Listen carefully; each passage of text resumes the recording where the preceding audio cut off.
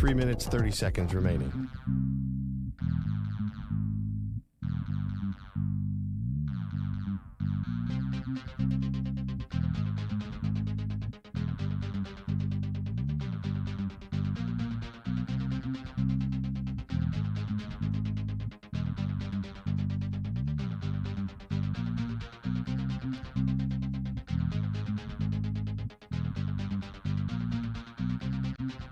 Three minutes remaining.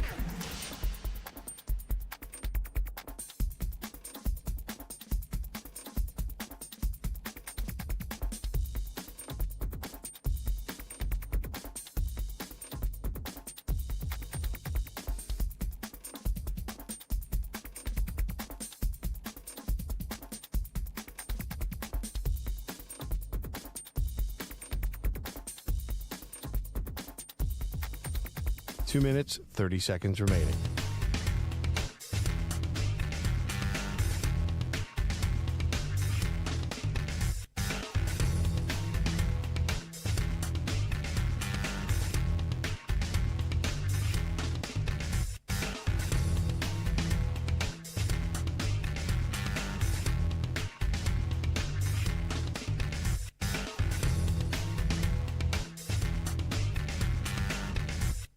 Two minutes remaining.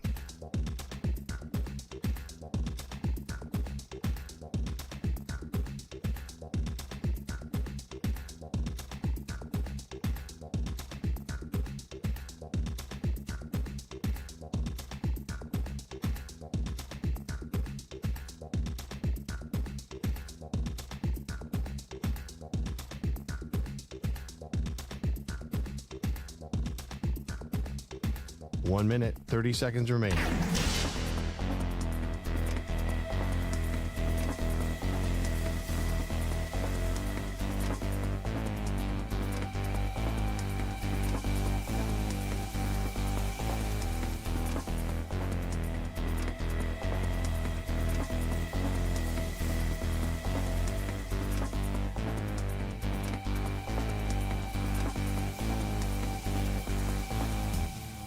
One minute remaining.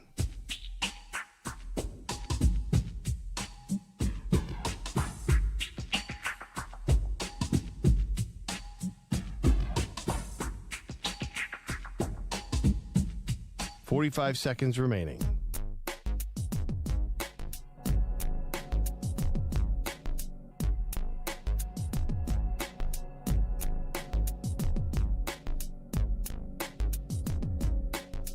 Thirty seconds remaining.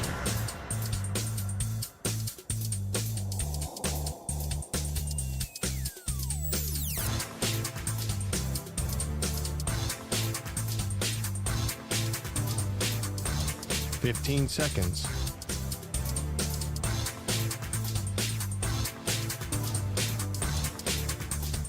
Break ends in 5 seconds.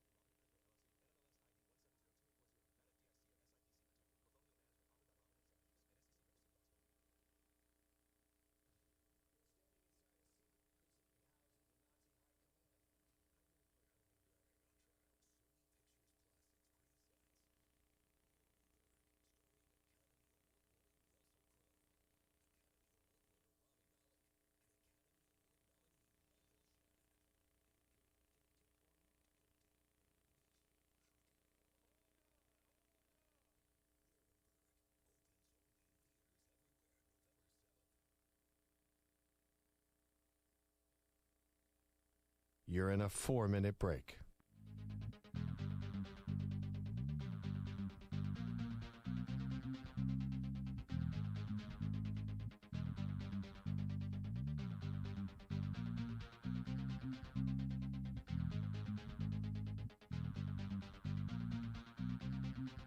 Three minutes remaining.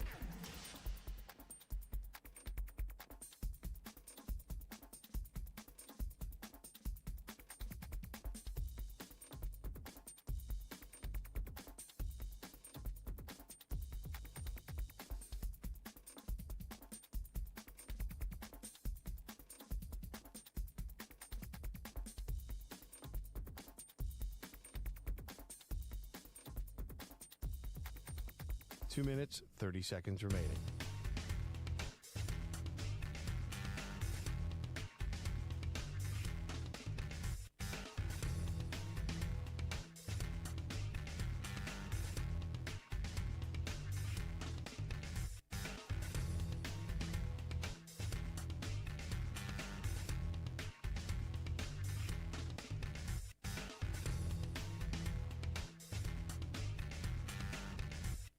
Two minutes remaining.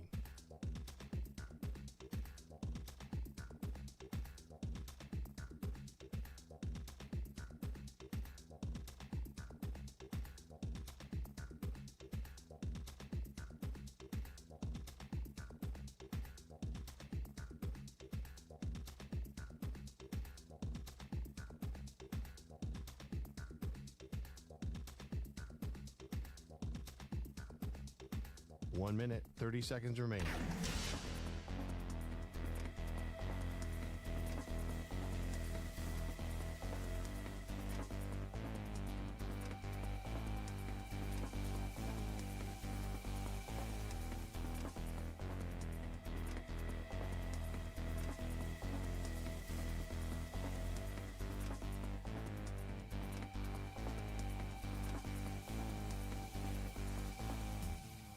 One minute remaining.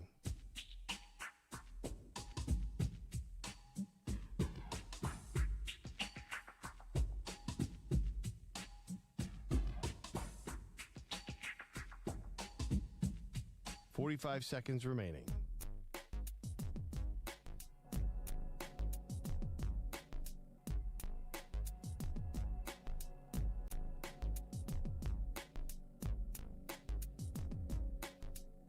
Seconds remaining.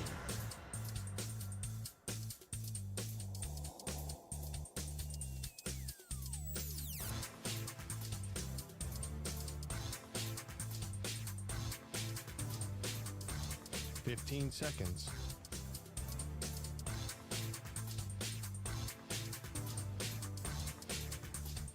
Break ends in 5 seconds.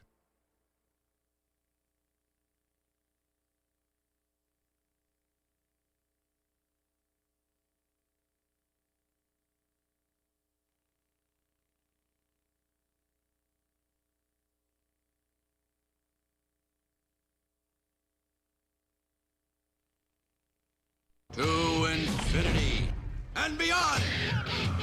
He's live. He's nationwide. This is the Zach Gelb Show.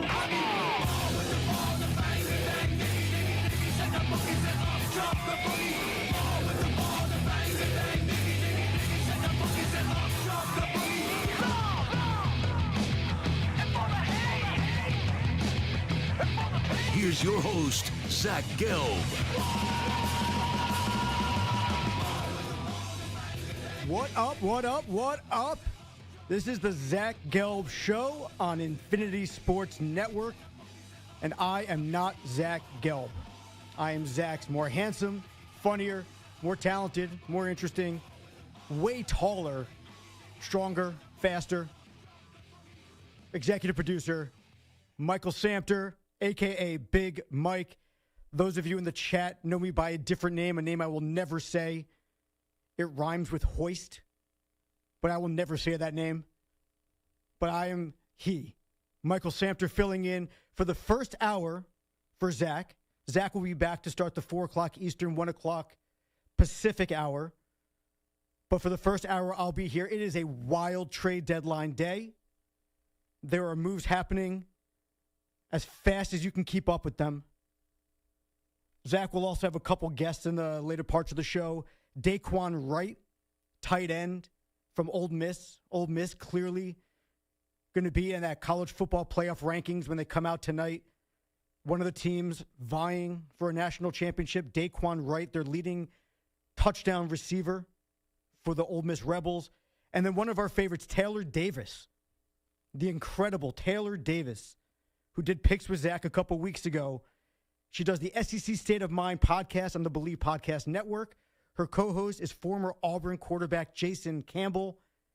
So we're going to get a lot of information about Hugh Freeze and Auburn and what comes up next for all of those openings in the SEC at LSU and Florida. But first, I plan to start today talking about my Arizona Cardinals.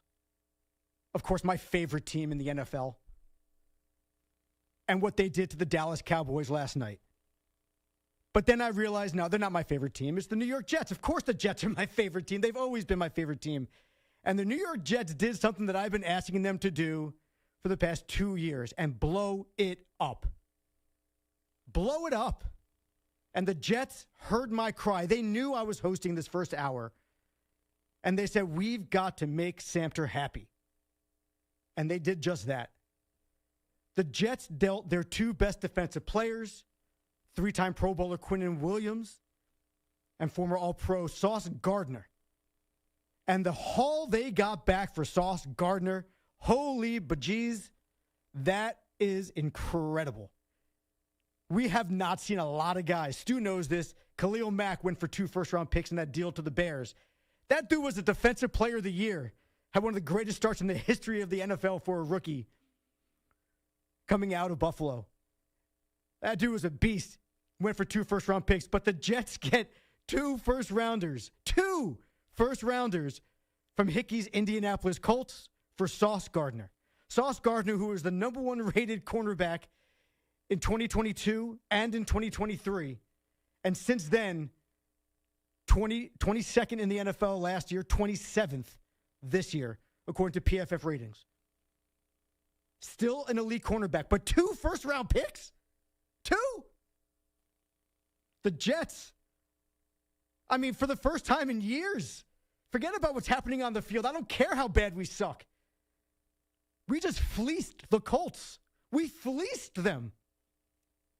The Colts are coming into it, oh, F them picks, Les Snead, F them picks. The Rams had Matthew Stafford and Aaron Donald. You can F those picks with those 2 guys. You can't do that with Daniel Jones. You can't F those picks with Daniel Jones coming off of a 5-turnover game. But that's what the Colts did. They're going all in. The Colts believe that they can win a Super Bowl this year with Daniel Jones as their quarterback. It's delusional. It's asinine. But I guess if they really believe in their guys, good for them. I think they're idiots. I think it was a mistake. I think they'll regret it when next year the Texans and the Jaguars come back and the Colts next year are battling for 500. But the Jets have their first-round pick. But the Jets made some moves. Then the Jets said, you know what? We also have a star in the defensive line. That's Quinnen Williams. Another guy who was great 2 or 3 years ago. He's still very good. But now he's gone. And it's funny as to where he went. Because yesterday, before the Cowboys and Cardinals game, Jerry Jones joined Stephen A. Smith on Sirius XM radio. And he teased a monster trade that the Cowboys had made but not yet announced. And this is what it sounded like when he was speaking with Stephen A. That really bothers me. You know that, to be hanging with you guys with the trade deadline. But trade deadline... Tomorrow at 4 o'clock. Yes, it is. Right. And so time is nigh. A lot of action going on right now in terms of trading. And we certainly have made a trade. and we may make a couple of more trades before that deadline. So you may make a couple of trades before the trade deadline. Well, we've made one. All right, you've made one. And what was that for? And we possibly could make two more, and I'm going to wait and let you read about that. Okay. When we send the papers in tomorrow. Okay. Jerry Jones teasing a trade that hadn't happened yet. Only Jerry Jones can pull that off. Stephen A. was so impressed. And then earlier today, we hear that Logan Wilson, the disgruntled linebacker from the Bengals, goes to Dallas, and everybody got right back on to mocking Jerry Jones. He teases this monster game-changing trade, and it's Logan Wilson from the Bengals? But no, Jerry pulled the trigger. He made good on his promise, adding Quinnen Williams, 3-time Pro Bowler, All-Pro, to that defensive line. That's after they traded for Kenny Clark in that Micah Parsons deal. And if you really think about it, if you really break down what the Cowboys gave up to get Quinnen Williams and what they got from Micah Parsons, here's how that trade pans out. It was Micah Parsons and a 2026 second rounder for Kenny Clark, Quinnen Williams, and a 2026 first rounder. If you break it down, Jerry Jones won the Micah Parsons trade. Micah Parsons is one of the best pass rushers in the NFL. He's young. He's got a long career ahead of him. So is Quinnen Williams. You get Kenny Clark, Quinnen Williams, and a first rounder for Micah Parsons. We all like to make fun of Jerry Jones. We all like to call him a fool, right? He kind of sounds like a Looney Tunes chicken, right? Cartoonish accent, ridiculously silly sayings, smiles and glory holes, as low as a cricket's ass. What the hell's he talking about? He comes off as a cartoon, but the dude is smarter than we give him credit for. The guy knows how to draft. He drafts from the inside out. The last 4 drafts, he's gone O-line, O-line, D-line, O-line. He's drafted Micah Parsons, CeeDee Lamb, Leighton Vander Esch, Ezekiel Elliott, Zach Martin. He's got Jake Ferguson, Tolbert, Bland, Trayvon Diggs, Tony Pollard, Dak in the 4th round, Dexter Lawrence. He can draft. I think it's time that we start recognizing Jerry Jones for what he is and not what the narrative about him is. The narrative about Jerry Jones is that he's a clown, that he's all about the drama, that he's all about the press and the media. Jerry Jones presents that to us. Jerry Jones presents that narrative to us, and we run with it, but it's not true. Jerry Jones knows how to build a roster. Jerry Jones has long-term plans when we don't see it. And Jerry Jones makes smart moves. When was the last time Jerry Jones made a move that didn't work out for the Cowboys, at least in the short term? And definitely in the long term. Herschel Walker years ago. That was Jerry Jones. I think it's time we give him some credit. Now, it doesn't mean that the Cowboys are going to win anything. Doesn't mean the Cowboys are going to turn their season around after last night's loss. But what it does mean is that it gives you more hope if you're a Cowboys fan. That despite all the jokes and all the nonsense and all the idiocy that comes out of Jerry Jones's mouth, that you're probably in better hands than you think. He's a loyal guy. He sticks by his players. He sticks by his coaches. He's a good talent evaluator. The question really is, can they make it happen in the playoffs? And it obviously hasn't happened in a while, but they win. They win games. They've only had 2 losing seasons since 2016. This will probably be the 3rd. But they were 6-10 and 7-10. They've had 5 seasons of double-digit wins since Dak came in. The Cowboys are better than you think, or better run than we think they are, than we give them credit for. So now those 2 big blockbusters come about. Sauce Gardner goes to the Colts. Quinnen Williams goes to the Cowboys. And the Jets still have some moves potentially to make. I hear from sources, 2 very close sources to the Jets, that the Jets are actually shopping Fireman Ed. Stu, I hear Fireman Ed is heading out to Vegas. No, thank you. Stu, Nope. Imagine him in the black hole. Nope. Dressed in black. Don't need him. With a black fireman's hat. Raiders, Raiders. Too many letters. Yeah, it doesn't work. Too many letters. All right, never mind. My sources say that trade's been scrapped. But the Jets are building for the future. And despite Aaron Glenn's 1-7 start, and despite how much he's put his foot in his mouth and how terrible he sounds at the podium, fighting back against the reporters that are just asking him simple questions, the Jets said today, we believe in Aaron Glenn.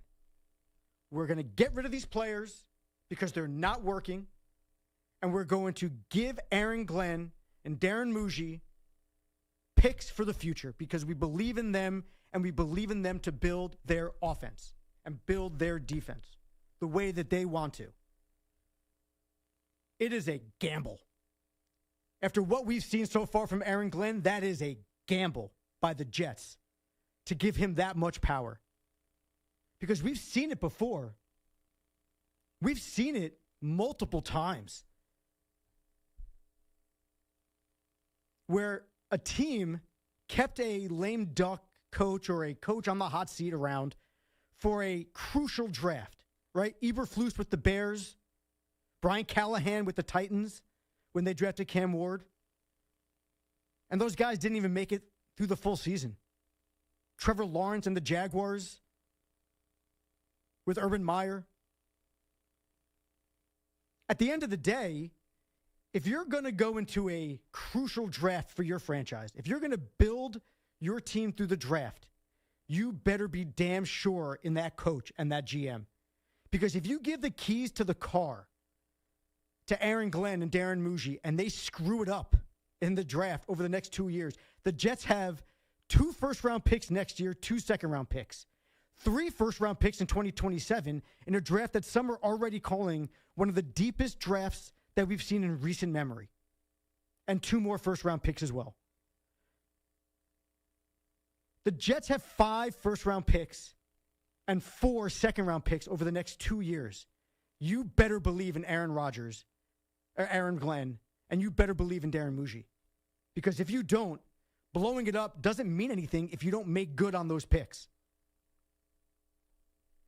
But as a Jet fan, I'm happy. As a Jet fan, I'm comfortable. I feel like we've done what we need to do. They better not trade Garrett Wilson. Right? Breece Hall, give me a 3rd rounder. Honestly, at this point, I'll take a 4th rounder. I love Breece Hall, but dude can't stay healthy. But you better not trade Garrett Wilson. Keep Garrett around. We haven't had a good receiver in Gang Green since Wayne Corbett. Wayne Corbett. 888-710-4ISN, 888-710-4ISN. Tell me what you think about what the Cowboys, the Jets, and the Colts have done so far. The Colts at 7-2, with Daniel Jones under center, Jonathan Taylor in the backfield. Were they really a cornerback away from winning the AFC? Were the Colts really a cornerback away from being able to contend with the Bills and the Steelers and the Chiefs and the Broncos? Like, if I'm going through the AFC right now, the Colts are at best the 5th best team in the AFC. The Bills, the Chiefs, the Broncos, and the Steelers, I put ahead of them easy. And at this point, the way Drake May is playing and what his ceiling looks like, I'll take him any day over Daniel Jones. So give me the Patriots over the Colts too. I get the F them picks mentality, but you got to really have a legitimate shot. And so far, while the Colts have looked really impressive, is anyone out there really buying them as a legitimate threat right now in the AFC? I'm not. If you are, please call in 888-710-4ISN, 888-710-4476. And please, please, please try to explain to me why you think that the Indianapolis Colts legitimately can win the AFC after making this deal and giving up 2 first-round picks and A.D. Mitchell. I would love to hear it. I'll take some calls on the other side. We'll hit the break. But Jerry Jones made some moves, but they got embarrassed last night. What the hell are they thinking trying to make moves for this year? This season seems over. Or is it? Coming up next.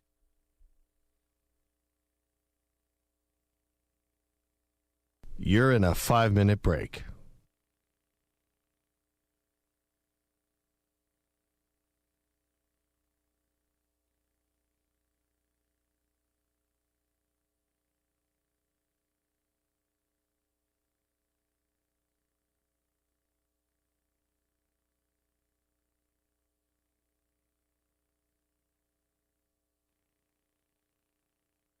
Four minutes, 30 seconds remaining.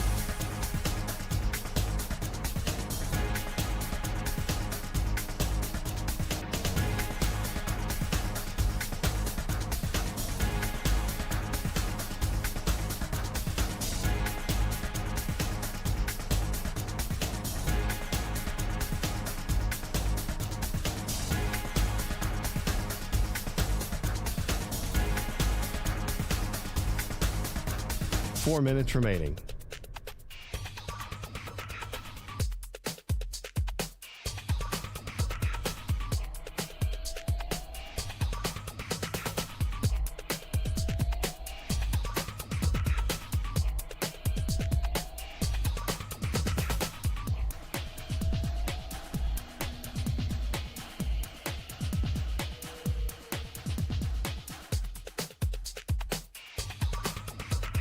Three minutes, 30 seconds remaining.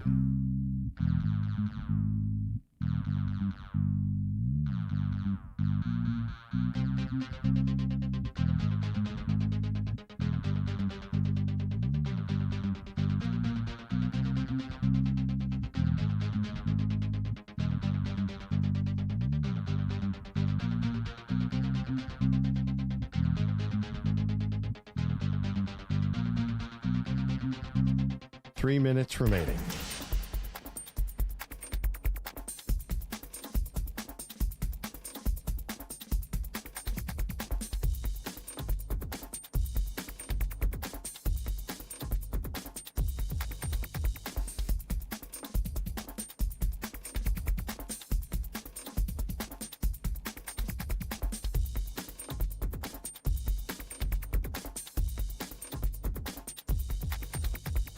Two minutes, 30 seconds remaining.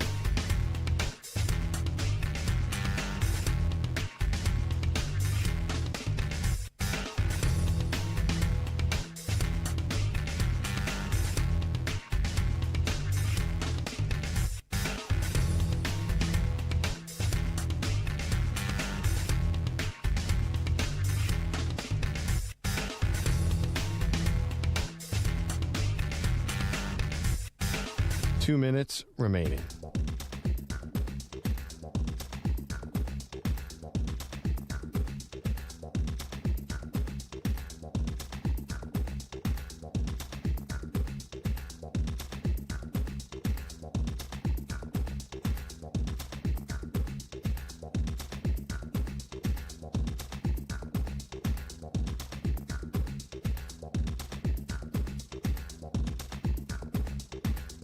One minute, 30 seconds remaining.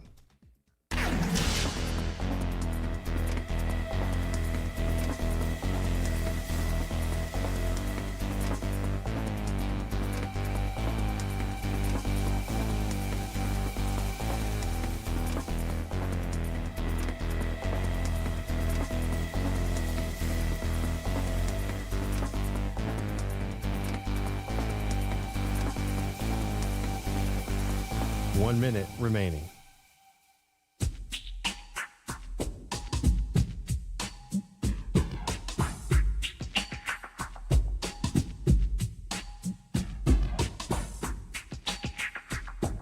Forty-five seconds remaining.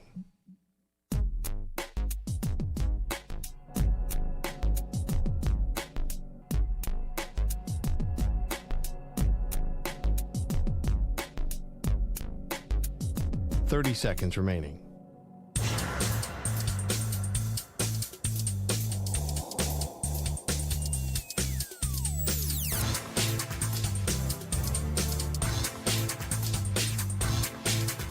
15 seconds.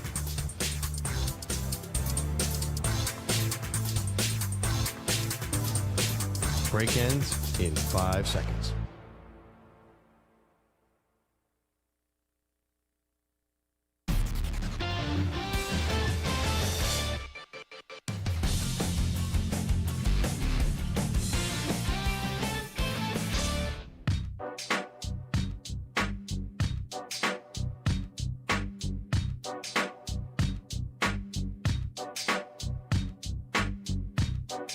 You're listening to the Zach Gelb Show on the Infinity Sports Network.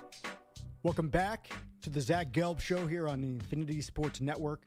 I'm Michael Samter, Big Mike, ISN, the one and only executive producer extraordinaire. Here filling in for the first hour with Zach. Zach will be back at 4 o'clock Eastern in about 30 to 35 minutes. And that's about the same amount of time we have left on the NFL trade deadline.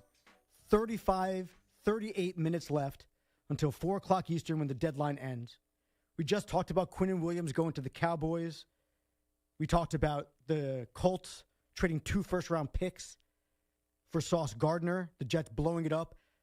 Reports say they're trying to trade Breece Hall, looking for a third-round pick, but there's not a lot of interest. So Breece Hall may or may not be on the move. He wants to be out. If you missed it earlier in the day, Jacoby Myers was finally traded. He went to the Jacksonville Jaguars. Stu is pumped for that one. Jacoby Myers is gone. He's wanted to be off that team for a long time. Long time. You know what? Sometimes it's addition by subtraction. So the Jaguars get another receiver to go with Brian Thomas Jr. and Travis Hunter once they get back. That's an interesting trio of receivers once Hunter is fully healthy. Rashid Shaheed, traded from the Saints to the Seahawks. The Seahawks, you already have JSN, Jackson Smith, and Jigba. Now give Sam Darnold another weapon, a deep threat. Rashid Shaheed going from the Saints to the Seahawks. 888-710-4ISN, 888-710-4ISN. Give me your calls. I told you to be more patient with Jerry Jones because Jerry Jones is a lot better than you think he is. And he's done a lot better than the narrative says he has. And apparently Rick in Myrtle Beach disagrees. Rick, what do you got to say? Hey, good afternoon. 15 seconds real quick about me. I'm a Bears fan. My son and I just came back from Cincinnati last night. Incredible game. The last game we went to last year was the Hail Mary in Washington. But anyway, as far as the Jerry Jones, I disagree. He's had so many opportunities to put his teams so forward. He missed out on signing his big, like Dak and Zeke, and he waits so long that he pays so much more money that could be allocated back to the team and he's so much into himself. He just wants to be. Now, obviously, money means nothing to him, but that money that he's losing is against the salary cap. It's not just extra money. It's money that hits his team hard. You know what I'm saying? Yeah, you know, and listen, I don't necessarily disagree with that side of it, that he probably waits a little bit too long to make the deals, and sometimes he ends up hurting himself on the back end of that. But right. But at the end of the day, I mean, he didn't pay Micah, which could be a mistake, but you see where he gets back in return. Dak, I think, was a mistake, not just because of what they gave him, just because there's only a certain number of quarterbacks, in my mind, those top 5, top 6 guys who should be getting that kind of money when it's that restrictive against the salary cap. So, right. So you have a point when it comes to him waiting too long to sign his guys, but you have to give him credit for loyalty, for being patient. Oh, yeah. Right? He's 80-something years old. Everyone's like, oh, he's got to make a move now. He's a bored billionaire. Yeah. So for him, I mean, obviously he has a salary cap to deal with, but for him, he's making smart moves for the most part. He's patient. He's loyal to a fault at times, right? Hey, do you mind me asking about what your opinion? I listen to Gelb all the time. What's your opinion on the Bears? if you don't mind, if it's not too much trouble to ask. No, I think it's actually funny because Zach and I are on the complete opposite ends of the spectrum here. He hates Ben Johnson. He can't stand Ben Johnson because he thinks Ben Johnson is too arrogant and too cocky. I love Ben Johnson, right? When you come into a new system, a losing system like the Bears have been, you need a guy with bluster. You need a guy who's going to kind of be cocky and arrogant. That's why I love Aaron Glenn for the Jets, even though he's been sucking right now. You need a guy like, Rex Ryan was like one of our best coaches in New York because you need a guy who's confident. Dan Campbell, when he came into the Lions, biting off the kneecaps, people were making fun of him. Look at where he is now. You need a guy like Ben Johnson who's cocky and arrogant to come in to help turn around a franchise, especially when you have a quarterback like Caleb Williams, who is a generational draft pick. You've got to give it a chance to get somebody in there that's going to really be able to develop him. So I love what the Bears are doing. Thank you. I think Caleb Williams is legitimately going to be a good quarterback. I don't think he's going to be as good as we thought he was going to be after he won the Heisman, but I think he's going to be, at some point a top 10 quarterback, a consistent playoff quarterback, and who knows, maybe he develops into a Super Bowl quarterback. But that's my thought on the Bears. Thank you for the call, Rick. I really do appreciate it. So, as we've gone through some of the deals so far, some of the guys that we thought maybe might get moved, Calvin Ridley, doesn't look like he's going to go anywhere. Kirk Cousins, Russ Wilson, probably not going anywhere. Doesn't look like Alvin Kamara is going to go anywhere. Breece Hall, probably. Trey Hendrickson and Max Crosby probably aren't going anywhere. The Cowboys made their moves. But the Cowboys made their moves despite getting shellacked by the Cardinals last night and Jacoby Brissett. Kyler Murray was basically a healthy scratch for Jacoby Brissett. And Troy Aikman had an incredible comment during the game. He was asked if the Cowboys are a player away. He then takes a shot at Jerry Jones and discusses the Cowboys making a trade despite looking terrible in that game. Are they one defensive player from all of a sudden being a competitive football team? No. I don't believe so. Do I think Micah Parsons would have made a difference? Absolutely. Yeah. And now would that change their record that much? I don't know. He is a difference maker, but those guys aren't typically available. So I don't know that they can bring in somebody like him. Even Troy Aikman is jumping off the Jerry Jones bus. But the Cowboys made their move. Their season probably is over. But I guess there's a chance they can turn things around. They do have the talent. But they lost to Jacoby Brissett and the Arizona Cardinals. And you may or may not know this from listening to the show, but I used to work for the Arizona Cardinals. I was in their media relations department. I worked for the team when they made that Super Bowl run and should have beaten the Steelers. Santonio Holmes did not get that second foot down, I'm telling you right now. But I'm a Cardinals fan. I love the Cardinals. I have friends who still work at the organization.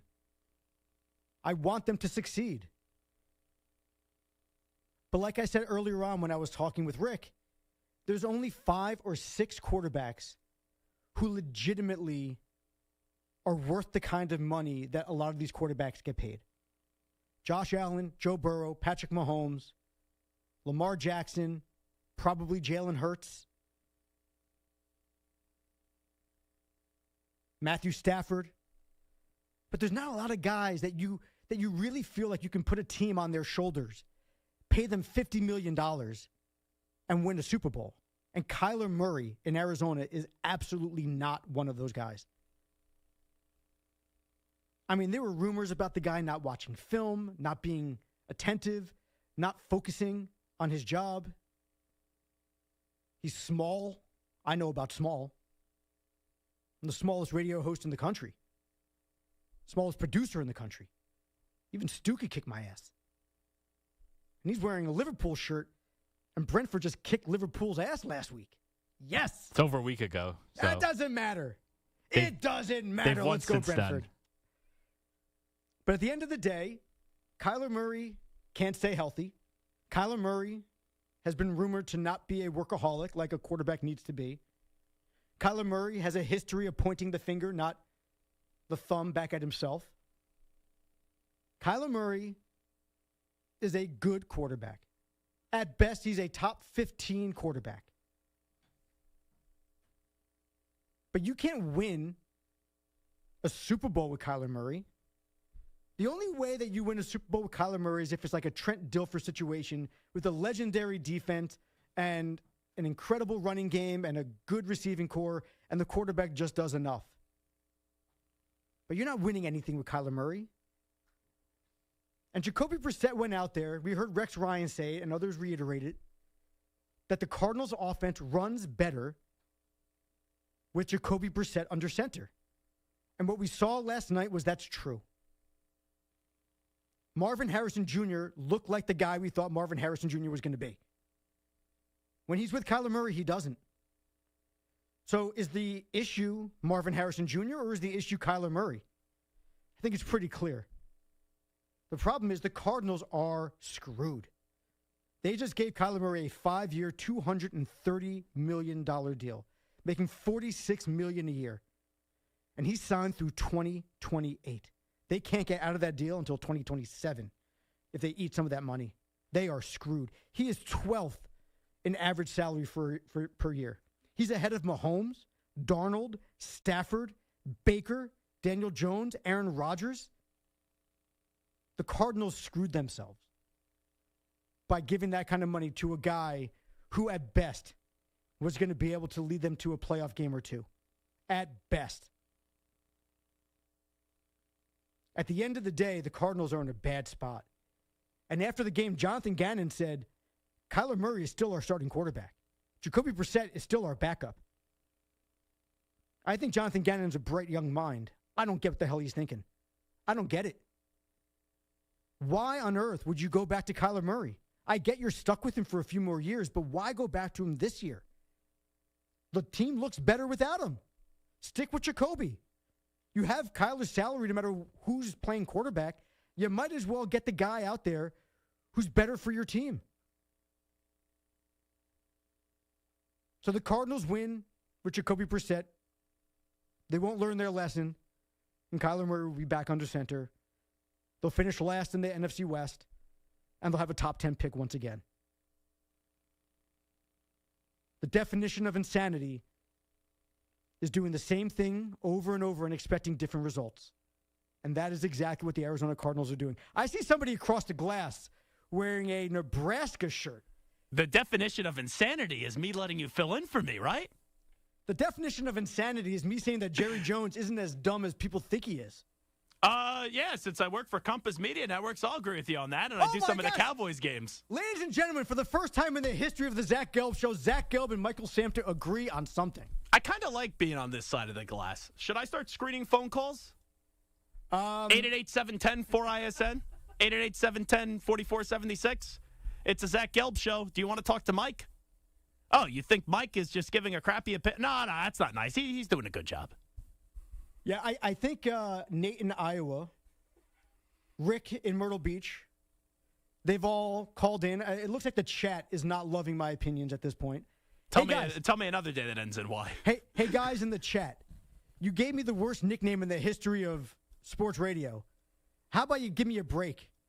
Come on. Jeez, don't get so sensitive. Give Have me a little a thick break. skin. No, I don't have that much. I don't have a thick skin. You know me long enough. I'm as tough as they come, at least from the. Do you like standing when you do this? Here's the sad thing, dude. You probably don't see this because I'm behind the desk. I'm sitting. Oh, are you? Yeah. Hold on. Let me try it that way then. Hold on. Guys, I'm short. I get it. Zach couldn't tell whether I'm standing or sitting because I am that tiny.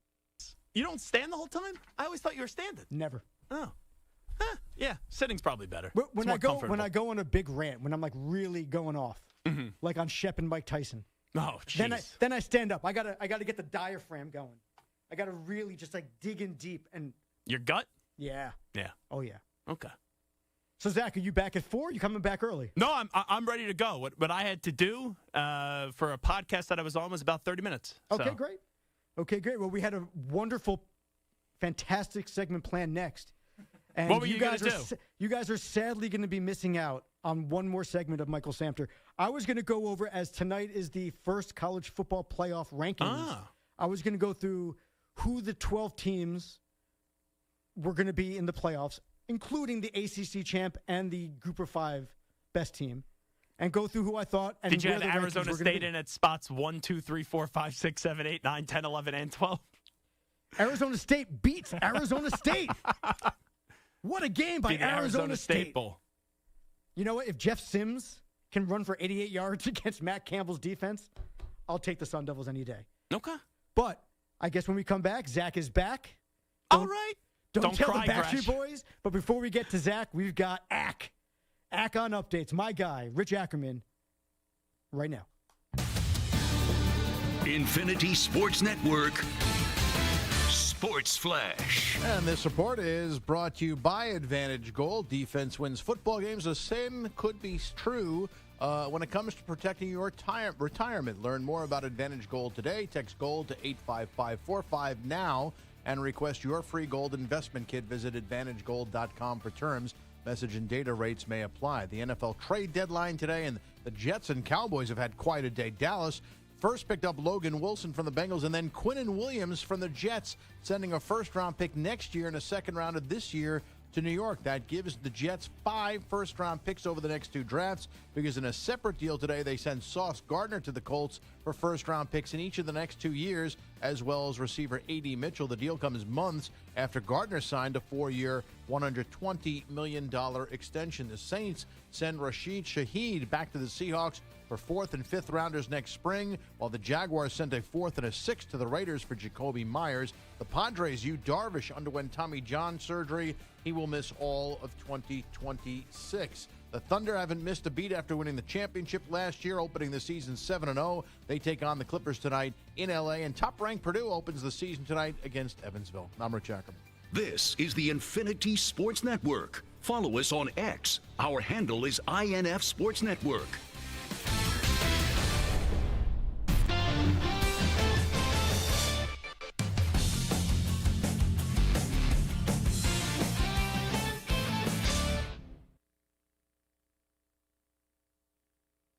You're in a 5-minute break.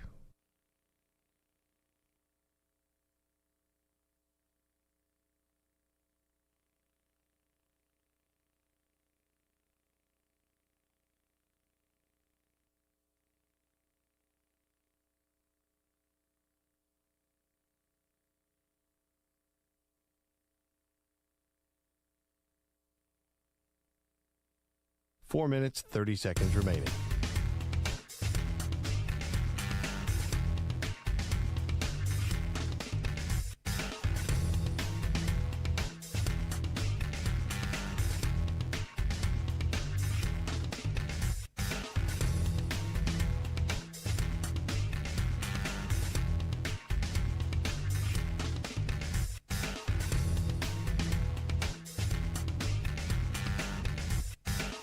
Four minutes remaining.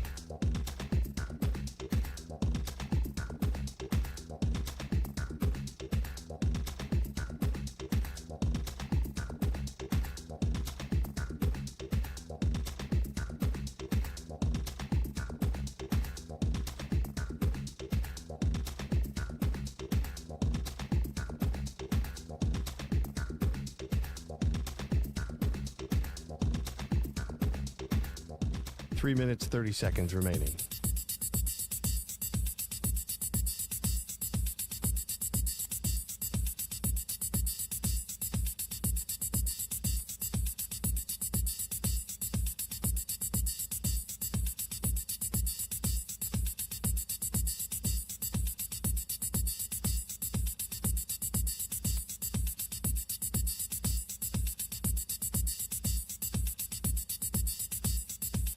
Three minutes remaining.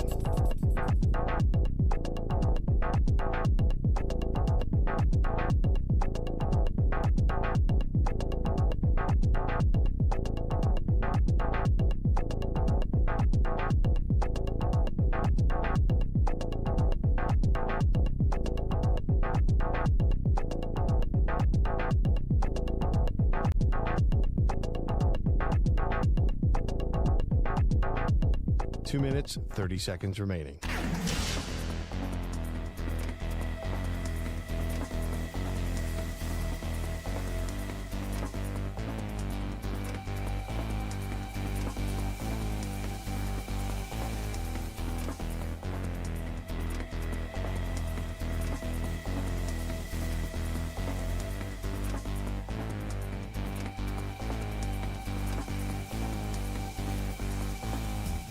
Two minutes remaining.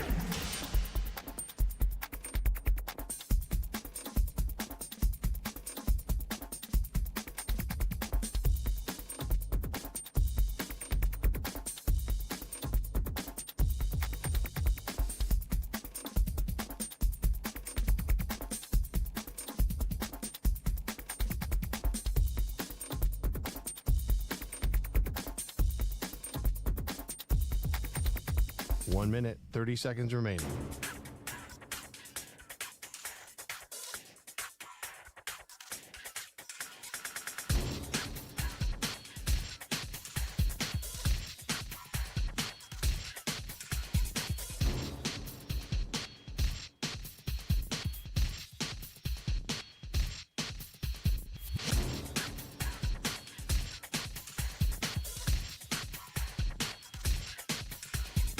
One minute remaining.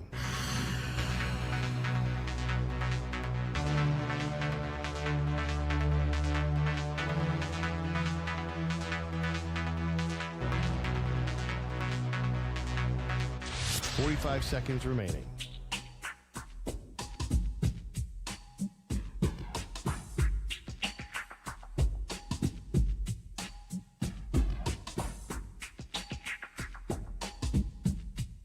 Thirty seconds remaining.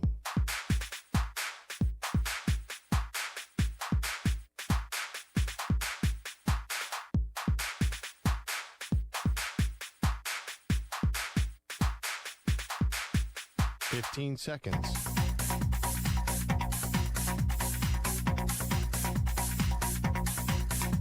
Break ends in 5 seconds.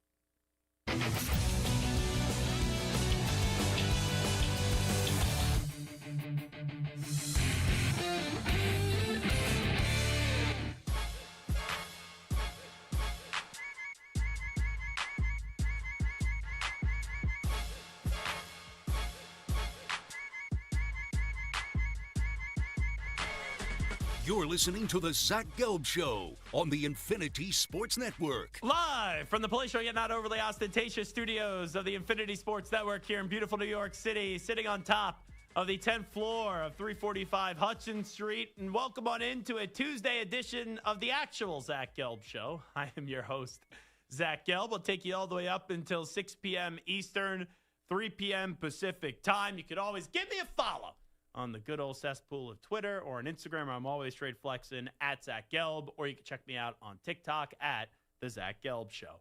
Hopefully that wasn't too painful on your ears. I'm going to assume it was not, but we appreciate our guy, Moist Mike, filling in for the last 35 minutes. No, I was not late to work today. No, I did not forget to show up to the show. I was just a guest on a podcast, and it's a podcast that was very important to me and I thought very beneficial for me to go on. And I was told the only time that the podcast could be recorded this week was today, right at 3 p.m. Eastern time. So I asked the powers that be here in management if I could be off for the first 30 minutes to hour of the show. And they said, sure. And then when they said, who should we have fill in? And I said, why don't we either have Samter or Stu fill in? And Stu was like, nah, I don't really want to do it. Don't really want to do it. And Samter, of course, said, of course I'll do it. So hopefully the last 30 minutes of Michael Samter was award-winning radio. All righty. Lot to do in the sports world. The trade deadline is going to come and go in about 15 minutes from now. Let's start it off with the Jets. Holy smokes. I knew there was going to be players that were going to be available for the Jets.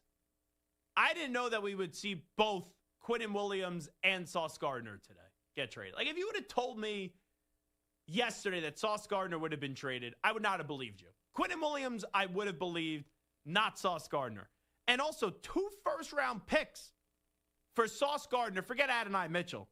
But 2 first-round picks for Sauce Gardner to me was stunning. Now, if you're the Jets, the Colts pick this year is not going to be a great pick. Could you still get a player if you're picking a good player if you're picking at 26, 27, 28, 29, 30 in that range? Yeah, you can. But this trade really is about the first-round pick next year. You get 2 first-round picks for Sauce Gardner. That, to me, I'm stunned about. But if one of those picks are going to be a prime pick, it's not going to be this year. It would probably be next year. And you're hoping that this is a one-year wonder by the Indianapolis Colts. And next year, Danny Dimes, Indianapolis, or Indiana Jones ends up reverting back to what he was with the Giants. And this is only a one-year relationship. And then the Colts are like 6 wins next year or 7 wins. That's what you're hoping for if you're a Jet fan. But then the Jets didn't stop there. The Jets then acquired a first and a second-round pick for Quinnen Williams. I know they also got Mozzie Smith back in the deal. But that first-round pick is actually either the Packers or Cowboys pick from the Micah Parsons trade in the 2027 draft. So what the Jets are doing right now, right, they are basically saying to you, we trust this regime in Aaron Glenn and Darren Muji, and we are going to do a full rebuild. And the Jets have set themselves up where they have 2 first-round picks in 2026, 2 second-round picks in 2026, and then 3 first-round picks in 2027. So this is a full rebuild now. We'll see who gets traded in the next 12 minutes or so. It is not expected that Garrett Wilson is going to get traded. The Jets, there have been some reports that they're getting phone calls on him, but they are not interested in trading Garrett Wilson. The big question here to me, and I have 2 of them, and just pertaining to the Jets. Will this move mean that Darren Muji and Aaron Glenn are both going to get a 3rd season? Like, we know they're going to get a 2nd season, but will they get a 3rd season? If next year can an impatient owner and Woody Johnson, if the team is 4 wins or 5 wins, does that mean he's going to get rid of Aaron Glenn and Darren Muji? I think there's a chance that Aaron Glenn doesn't see your number 3. He'll see your number 2. At this rate, I would be surprised if you don't just say, okay, Darren Muji, you're our guy for next year and the year after that, because ultimately what is going to determine if this was successful or not, and I do think the Jets, they right now won the deal. If you made me say, okay, who won the deal? I would say the Jets won the deal in this trade for Sauce Gardner because they got 2 first-round picks back for a player who was really damn good the first 2 years, but the last year and a half, he has been vastly overrated. And I get it that Indianapolis is now going for a Super Bowl. I think the AFC is open, so that's why they are willing to give up what is an overpay for Sauce Gardner. But the fact that we're here after the Jets just this past summer in July, at the end of July, gave Sauce Gardner a record-breaking contract for a defensive back, that to me is stunning. That's the stunning part. But that's where we are. So the Jets, it's how long are they going to remain patient with Muji and Glenn? I think bare minimum for Muji, he gets 3 seasons. This year, 2026, and 2027. For Glenn, I do still think it's year to year, but trading off these players that they did today in Quinnen Williams and Sauce Gardner at least makes me think that Aaron Glenn is officially off the hot seat and he will be back as the coach next year for the Jets, and inevitably there will be a point where we talk about the Jets and say, is Aaron Glenn on the hot seat at some point next season? With that being said, though, when do the Jets take a quarterback? That's the big question for me. You know they're going to need a quarterback in the draft. Justin Fields isn't cutting it, and he's on a 2-year deal, and Tyrod Taylor's not going to be the long-term option for the New York Jets. But you look at the way that the picks do break down, and you look at the amount of first-round picks that the Jets do have from now until the 2027 draft, where once again, it's 2 first in 2026 and 3 first in 2027.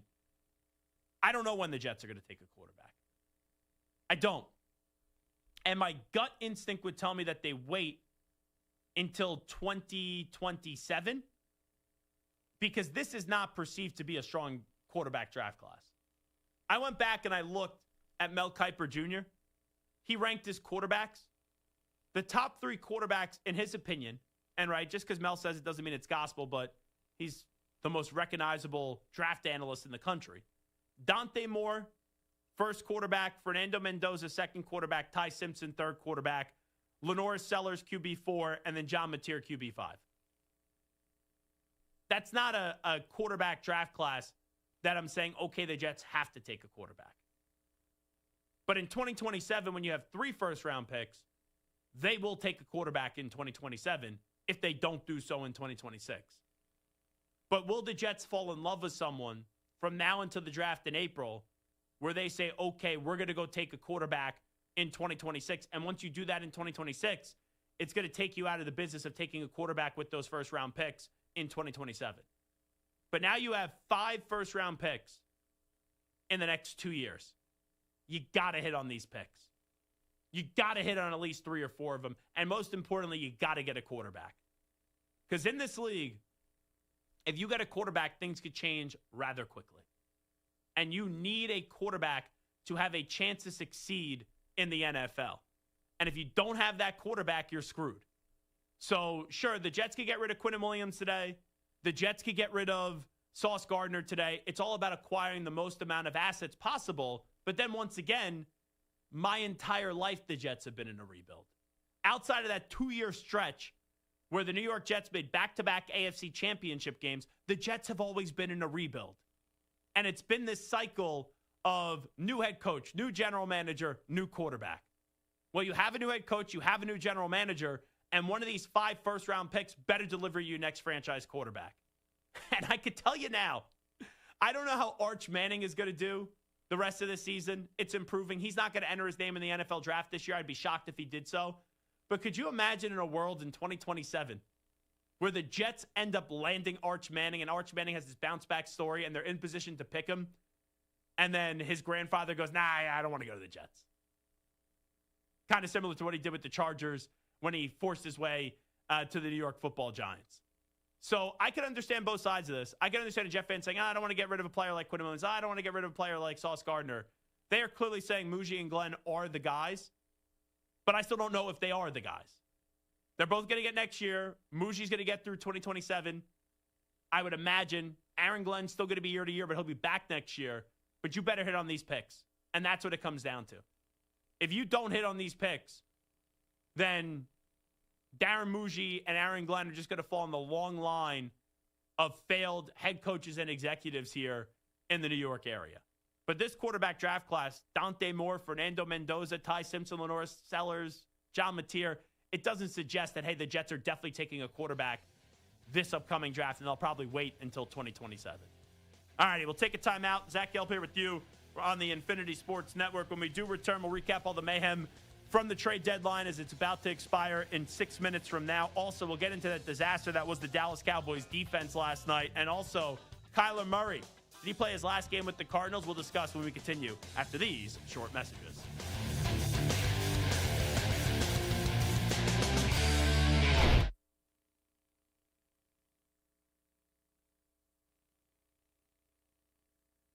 You're in a 5-minute break.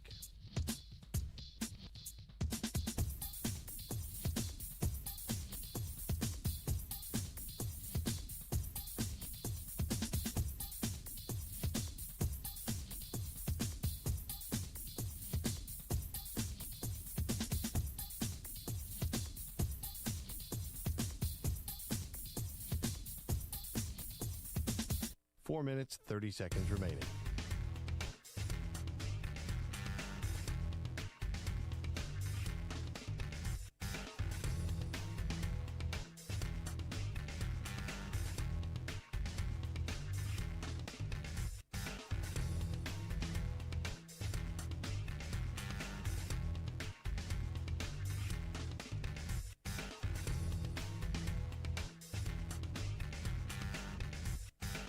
Four minutes remaining.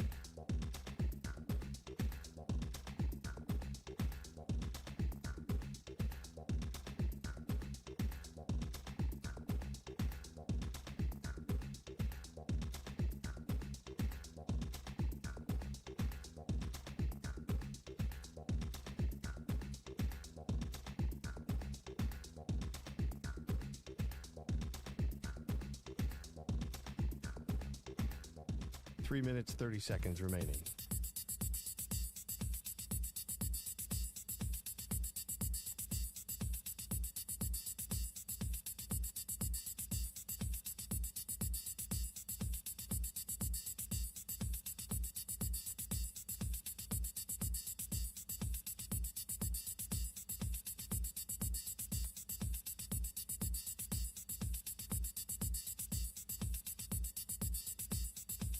Three minutes remaining.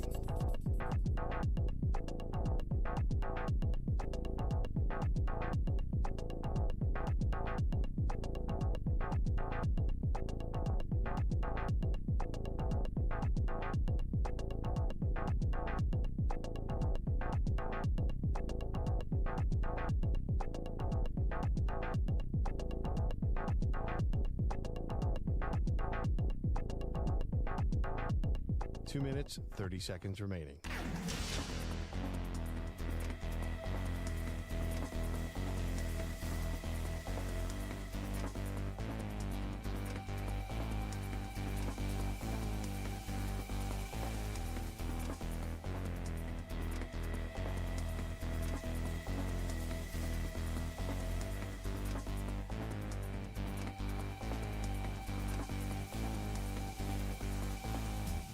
Two minutes remaining.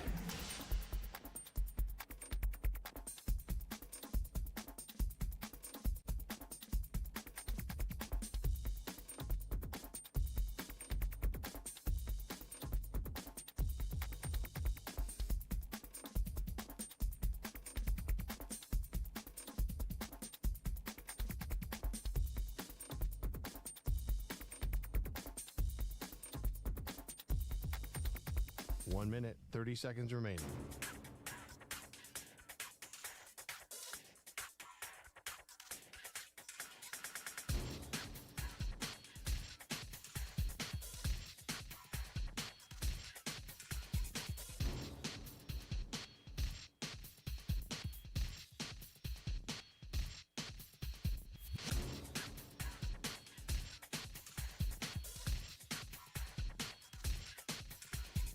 One minute remaining.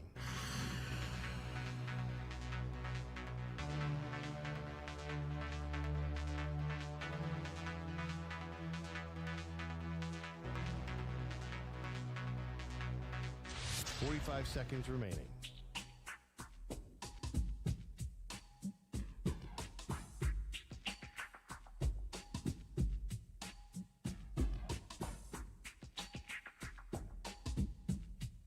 Thirty seconds remaining.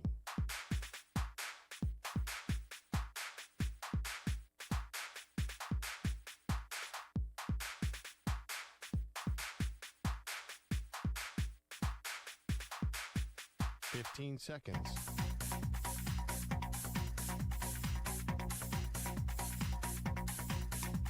Break ends in 5 seconds.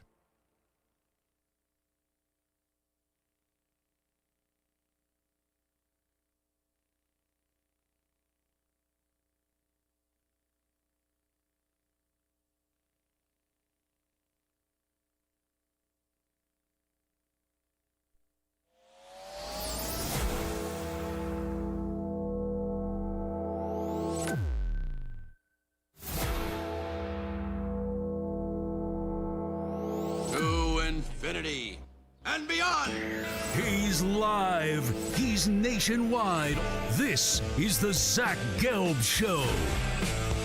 Alrighty, hour number 2 of our radio program. It is the Zach Gelb Show right here on the Infinity Sports Network. Pencils down, unless if we find out something that just hasn't been reported yet. Trevor Penning is getting traded from the Saints to the Chargers, so that gives some immediate help for a Chargers offensive line that is without Rashawn Slater and Joe Alt, so a little extra protection for one Justin Herbert. But pretty much, here are the headliners from the NFL trade deadline. Sauce Gardner traded to the Indianapolis Colts for 2 first-round picks. Adonai Mitchell also goes back to the Jets.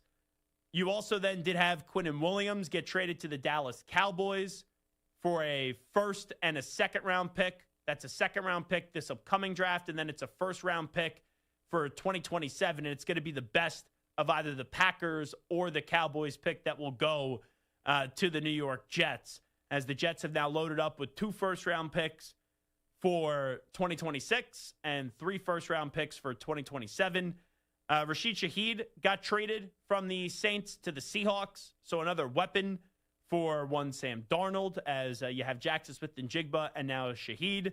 And then Jacoby Myers also got traded to the Jacksonville Jaguars. You know, I remember when the NFL trade deadline would come and there would be no trades. And I'm not saying that this is going to be the norm and that we're going to have blockbuster deals like this, but it is a fascinating day in the NFL. And to take this even a step further, what's been the biggest story of the NFL season this year? And I don't think this is just, the national talk show host bringing up the Cowboys to meet the Cowboys quota. But the biggest story was a week before the season, Micah Parsons getting traded.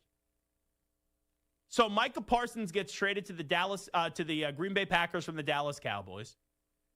And in return, right, it was the 2 first-round picks and Kenny Clark going back to the Dallas Cowboys. And since then, I saw Bobby Belt had this message. At this moment, the Micah trade in effect has functioned like this. Dallas sends Micah Parsons and a 2026 second-rounder. Dallas receives Kenny Clark, Quinnen Williams, and a 2026 first-round pick. If you're a Cowboys fan, I'll just ask you this question. After a night where your defense got shredded by Jacoby Brissett, do you feel any better about the Micah Parsons trade today, knowing that you also basically get Quinnen Williams in it? And I'll tell you, Jerry Jones, it's amazing how much of an open book he is. He told you they made a big trade yesterday. Now it ended up being Logan Wilson, a linebacker, so it's not that big of a deal. Then he told you another trade was coming. It ended up being Quinnen Williams. But go back to that press conference when they traded Micah Parsons. When they traded Micah Parsons, he said, don't be surprised if we use one of those future first-round picks to go acquire an established player. And they did that in Quinnen Williams. That's what they did. So the Cowboys are in a spot now where they still have capital from the Micah Parsons trade, even though they're giving up one of those first-round picks in some capacity. So they have draft capital, and they also now have Kenny Clark and Quinnen Williams. And Kenny Clark's getting up there in age. Quinnen Williams is still a very good young player. But if you look at the Dallas Cowboys, they got to revamp this defense, this offseason. Now, you get Quinnen Williams, he could be an immediate help. But you look at the Cowboys last night, I know their offense didn't play great. But that defense, once it got to 17-7, you knew that the Cardinals, they basically just needed one more score because that Cowboys defense couldn't stop anyone last night. They couldn't stop a nosebleed last night.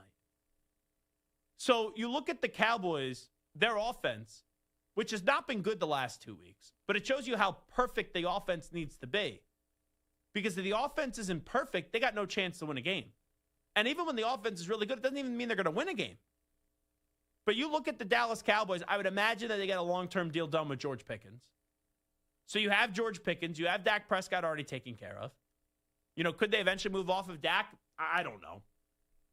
I think when the Cowboys traded Micah Parsons, the thought was, okay, Dak would probably have another year or two in Dallas and then he's gone. But now after the moves that you made since Micah Parsons, acquiring a player like a Quinnen Williams, and the year that Dak is having, which is a good year, I believe that the Cowboys are telling you, with Dak, CD, and then George Pickens, that's enough on offense to have a playoff-worthy team just on the offensive side of the ball. But now they got to totally revamp this defense. And getting a guy like Kenny Clark, right, who they already had right as the season started, he's a solid player. A guy like Quinnen Williams, that's a really good player. Now, what can you do? I think a lot of people there are going to be focused on the draft capital that the Jets acquired, with it being 2 first-round picks in 2026 that they now have and 3 in 2027. But having that extra first-round pick in 2026, what are you going to be able to do with it? Because these next 2 drafts for the Cowboys, you have 2 picks in 2026, and then you have now 1 in 2027. We'll see if it ends up being the Packers or the Cowboys pick that gets sent to the Jets, depending on who ends up being the worst team. You got to get 3 defensive players there. Could you maybe go offensive lineman, one of them, and then 2 defensive players? Yeah. But the Cowboys are going to be in the mold of defense, defense, defense, defense. Because you look around in the state of the NFC East, what's the one consistent in the NFC East? It's the Eagles. Even with all the drama that the Eagles have had this year, the Eagles have so much talent that in a 3-year window, the Eagles are going to be in the mix. Now, could they have an off year? Yes, everyone's entitled to an off year. Could you just get killed with the injury bug and not be the 49ers, or the 49ers did it last year? I know they have the injury bug again this year, but they just missed the playoffs outright. Yeah, it could happen. But you need to, when you take a glance at the Cowboys, put yourself into position where the defense just becomes serviceable. That's what you need.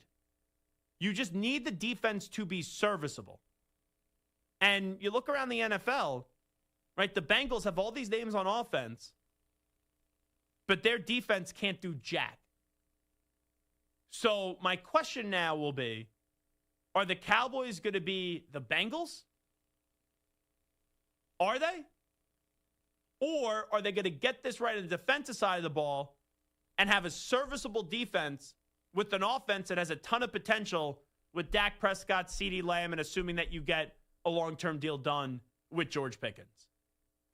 So it ends up being a fascinating trade deadline where now I'm intrigued on the Cowboys' future. One of those first-round picks used on Quinnen Williams, right? And you still have 3 first-round picks in the next 2 years. I still think it was a mistake, let me be clear, to trade Micah Parsons. But that relationship ran its course. So now you have started to try to heal the wound that is, okay, we got rid of Micah Parsons. And ultimately, if you want to view the Cowboys as a success, they're going to have to get the defense serviceable. The Jets now have 5 first-round picks in the next 2 years. The Jets got to get a quarterback. I've been saying the Jets got to get a quarterback my entire life. Think about it. In the last 15 years, 20 years, who's been the best Jets quarterback? Probably Mark Sanchez. Which is wild to say. Now, Chad Pennington was really good. But what did they win with Chad Pennington? Nothing. Sanchez wasn't incredible in the regular season, but he got the team to the playoffs twice. And they went to the AFC Championship game twice. So, they beat the Colts in one with Peyton Manning. They beat the Chargers in another. Right, ultimately, what did them in was losing that game to Indianapolis, and they did not play well early on up against the Steelers. But you look at it in the last 20 years, Brett Favre was good for half of a season, but then the injuries did him in. Sam Darnold was in and out. Zach Wilson, in and out. Ryan Fitzpatrick even had a little bit of a run. I don't want to call it an era. But the Jets, for most of my life, you look at the AFC East. The Jets haven't had a quarterback, and the Dolphins haven't had a quarterback. The Dolphins don't have their guy right now in Tua. I don't know what the concepts of a plan are for the Dolphins to turn this around. At least with the Jets, I'm not saying that they're going to get it right. You probably expect the Jets to somehow mess this up. But at least they're telling you, we got 5 first-round picks in the next 2 years. And the Jets have been in this spot before. They traded Jamal Adams for 2 first-round picks. They ultimately didn't get the players right. You got to get the players right. That's what it comes down to. So that trade deadline that we just had with the Cowboys acquiring Quinnen Williams, the Colts acquiring Sauce Gardner. And that's a move that says, hey, we're looking at the AFC. We're not intimidated by the Bills. We're not intimidated by the Pats. We're not intimidated by the Chiefs. We're not intimidated by the Broncos. We're not intimidated by the Chargers. We're going for it. All right, we need a corner. We're going for it. We'll even overpay. And it's a year-to-year league. The Colts look good this year. Are they going to be good next year? I don't know. But they are saying we're pushing the chips in. And in some regards, even if you think it could be reckless, I do respect the effort. But this trade deadline, a lot of movement. Cowboys and Jets, ultimately through time, we'll see how it grades out. The Colts, you get to a Super Bowl this year, no one's going to be sitting there and saying, oh, yeah, man, really missing the 31st or the 32nd pick.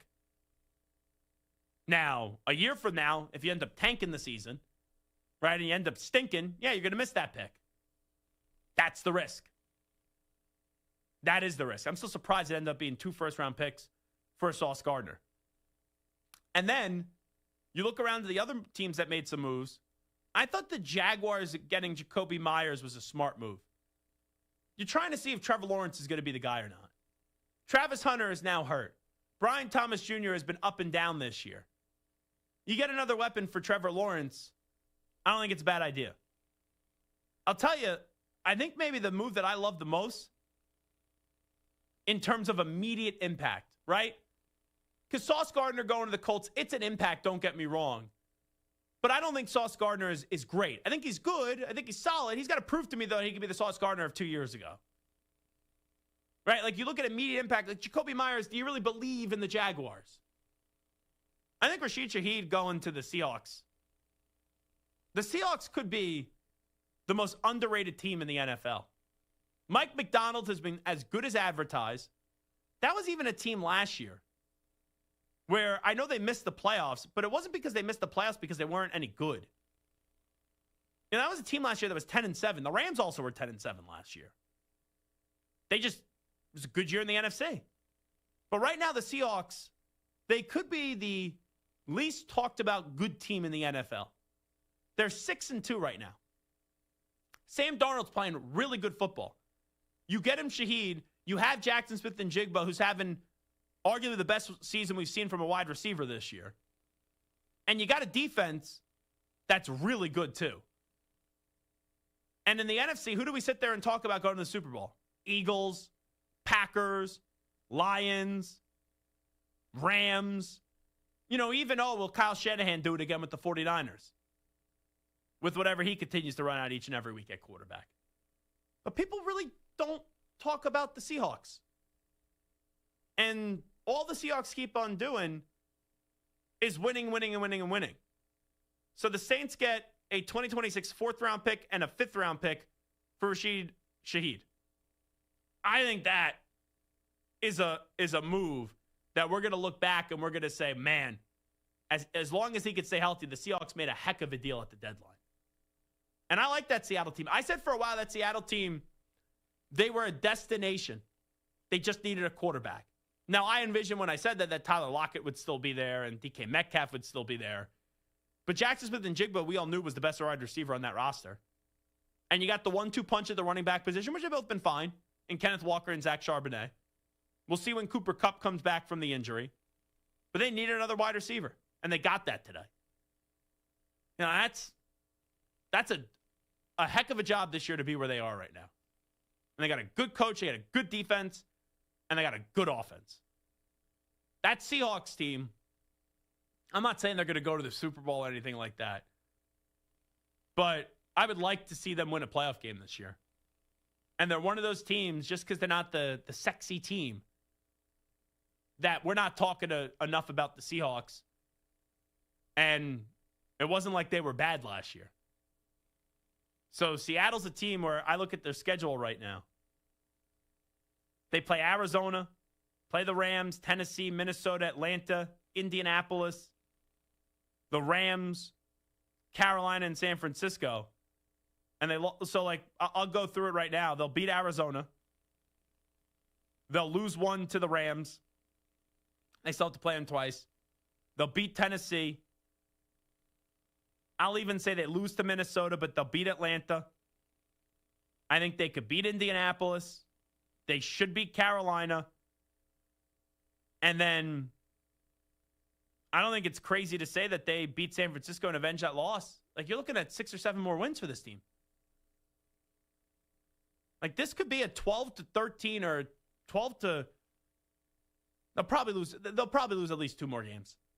This should be a 11, 12-win football team, 13-win football team. And probably before the year, if I told you, hey, the Seahawks are going to win 11 games or 12 games, you probably would have told me no.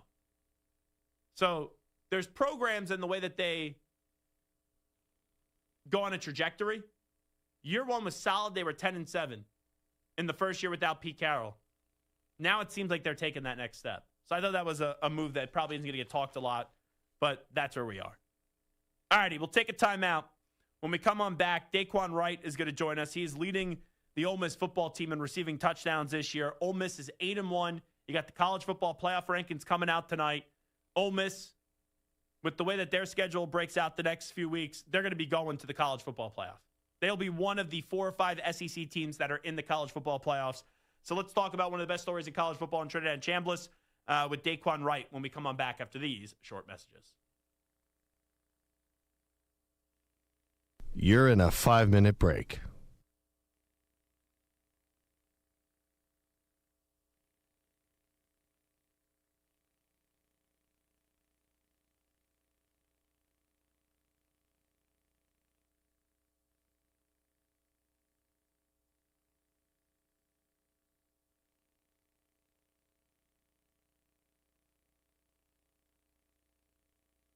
Four minutes, 30 seconds remaining.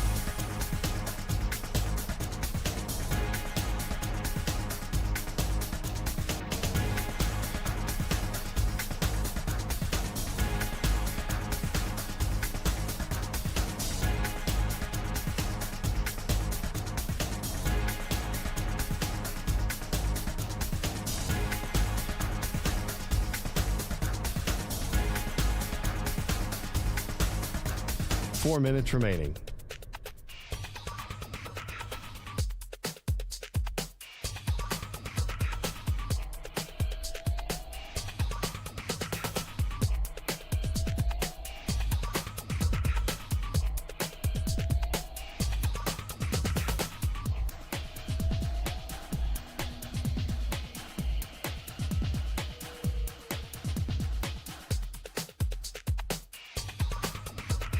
Three minutes, 30 seconds remaining.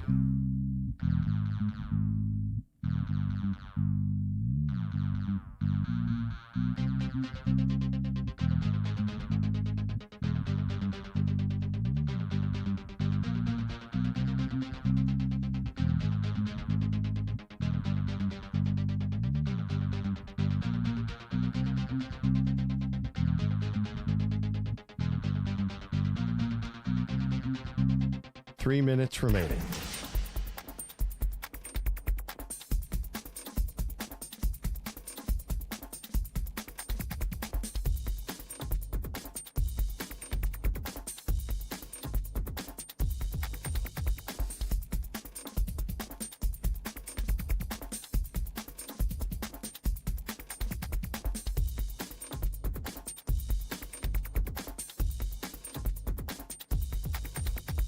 Two minutes, 30 seconds remaining.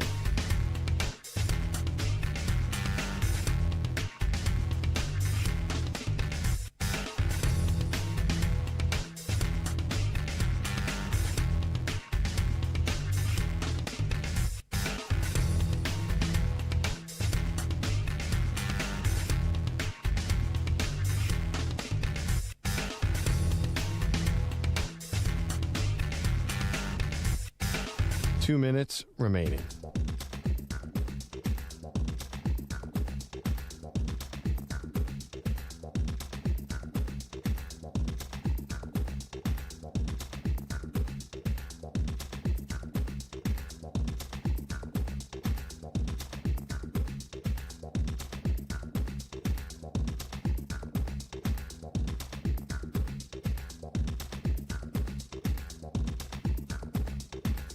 One minute, 30 seconds remaining.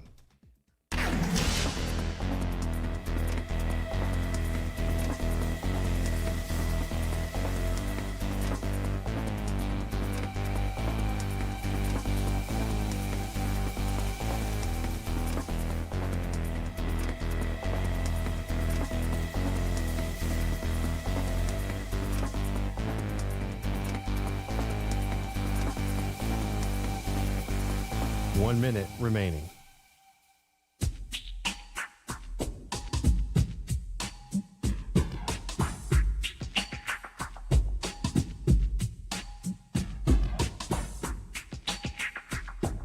"45 seconds remaining.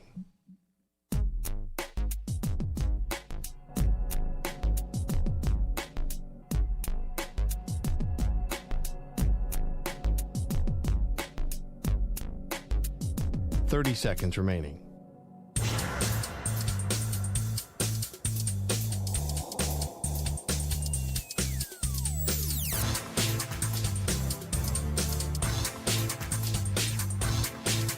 "15 seconds.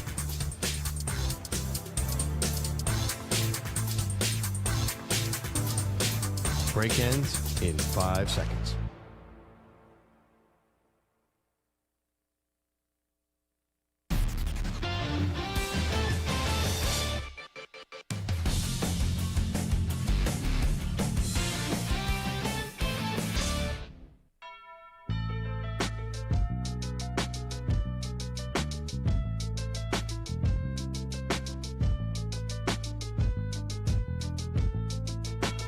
Welcome back to the Zach Gelb Show.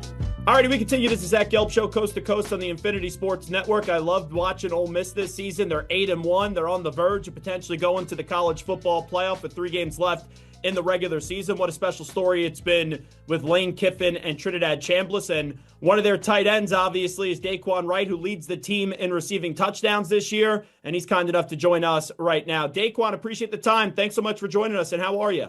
Yes, sir. I'm good. How are you, man? Well, I'm doing fantastic. So I love the way that the team has responded the last 2 weeks. You faced your first moment of adversity with the fourth quarter not going your way up against Georgia. To respond the way the team has with 2 wins up against Oklahoma and South Carolina, just what does it say about the toughness of this team? It says a lot. At the same time, we're glad, the adversity hit, when it did and not really later down in the season. It's never good to lose, it's always a lesson learned. But, just seeing how we, responded and how we shut teams out in the fourth quarter these past couple weeks, it's just been good. It's been an honor, to see how we came together after that loss. And it's just been different now. And you guys were dominant through 3 quarters up against Georgia. What did you guys learn and what did you guys really take with how the fourth quarter didn't go your way? And how do you try to prevent that from happening again in the future? We just got to, learn how to, finish better as a whole, in all 3 phases. We can't give them nothing, and we just got to, take care of ourselves and worry about us and be in the moment and, don't let the moment get too big for us.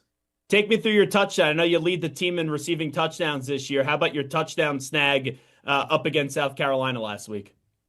Oh, yeah. So that play right there, it was really like, I never ever thought I'd catch a touchdown on that play because, it's always like, it's like the little slam flat. So it's always like the last read in the progression for real. So I never got the ball on the play like that before, like throughout my career. So, it was actually kind of, good, catching that touchdown because I ain't never have, never caught that pass in a game for real. Yeah, it's kind of funny when you say that because when I'm watching it and I don't know what the play call is, right? I don't know what the read's supposed to be, but I go, even though Trinidad had to improvise a little bit, running around, I go, you were wide open and then you just glided into the end zone. It looked like a piece of cake to me, but that was something you weren't expecting. Yeah. I just had to, use great awareness on that play. So you started your college career at Virginia Tech. The last 2 years you've been with Ole Miss. Just how have you seen your game grow from year 1 at Ole Miss to what you've been able to do right now with the Rebels? I've seen it grow a lot, man, especially in the run game. I'm pretty big on the run game, just, having that down pipe, just having that, look good and, be the best I can in the run game because, that's really what I wanted to improve on the most.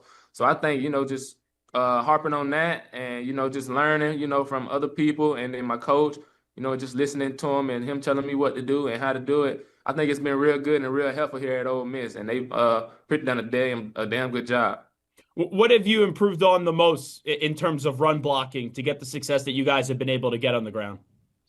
Really just like pad level footwork and strain, like really just, strain, get the movement part, like just trying to be a bully and don't be out there getting bullied. So it's, that's been a big part of like what I want to, to harp on in the run game. And what makes this team so special is the way that you guys have bonded so quickly in the last year or two. And there's been so many different transfers in the last 2 years with the transfer portal system just coming to Ole Miss.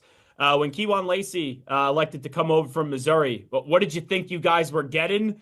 And man, he's having one fun season this year. Yeah, definitely a young bite, but a great bite. It's crazy, how good he really is. I never knew how good he was really gonna be because I never really got to see Keywan play before he came here. But just watching him, go off in the games, man, it's been great, man. He's tough, great kid. I love to see him play.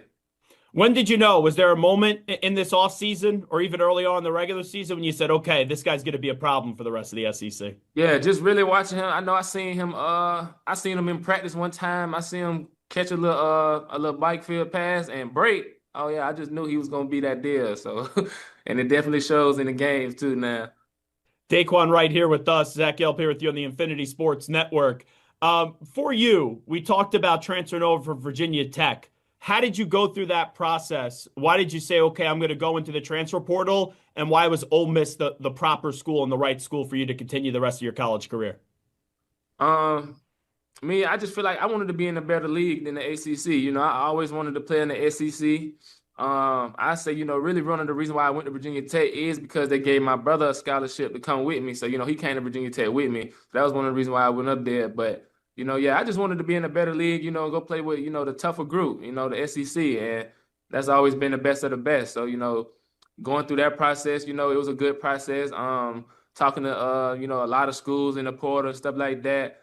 I know Coach Cox, he called me one day. He was at Bama at the time. He called me one day, talking to me, trying to, recruit me and stuff like that. Because, I knew Coach Cox out of high school. He recruited me when he was at UNCC. But he always talked about how he didn't want to come play for him over there. But I was talking to him, though. And next thing you know, everything went on over there at Bama. And he called me one day. He was like, he's going to Ole Miss. And I'm like, I've been talking to Ole Miss a lot. So, I seen what Lane Kiffin was doing. I seen how pre-scoring was being used, in a bowl game. And I seen how, they get the tight ends the ball and stuff like that. So that's kind of, how I made my decision. Lane Kiffin, right, such a personality, one of the best coaches in the country. You know so much about him even when you aren't in his program.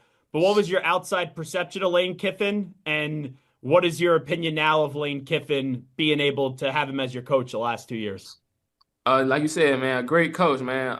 Just looking at his resume, hearing about him and what he did and his background. Now that I'm on his team, it all just is reality. Like I see it now with my own eyes, closer up. See how smart he is, and what he created in his mind. So it's been good, being around him. And you guys are having a really good season. Obviously, 8-1. You should be going to the college football playoff. You take care of business the next 3 weeks. We'll see where you lie in the SEC. But this, being in that locker room. Anytime a job opens up in college football, right? Florida opens up, LSU opens up. The first name out of people's mouths are Lane Kiffin. How do you guys just handle that? And is it all a distraction? Yeah, like we really don't get into it that much. We know Coach Kiffin a great coach. So he's over here, he's winning. People gonna throw his name out there. When you running your program the right way, they gonna throw your name out there in the media, and it's just gonna be this big old thing. But we just stay poised. We don't really get into all that. It's a business, so we just let it be what it is, and we just handle our business. Like you said, it's a business, right? He's got to take care of his business. You got to take care of your business. But with that being said, when people bring up a Florida or an LSU, they'll say, oh, it's a better job than Ole Miss. Do you guys get annoyed by that? Do you at all use that as motivation, or is it not something you're really paying attention to? Yeah, it's not something we pay attention to, man. We just control what we can control, We just let them talk, man. Yeah, and not everyone, Daquan Wright, is fit for the transfer portal era. We've seen a lot of coaches not be able to adapt to it. Lane Kiffin obviously has adapted to it pretty well. What is the environment at Ole Miss that is there with the culture that allows so many guys from so many different programs to be able to come in and form this bond to get this really high level of football on the field each and every week?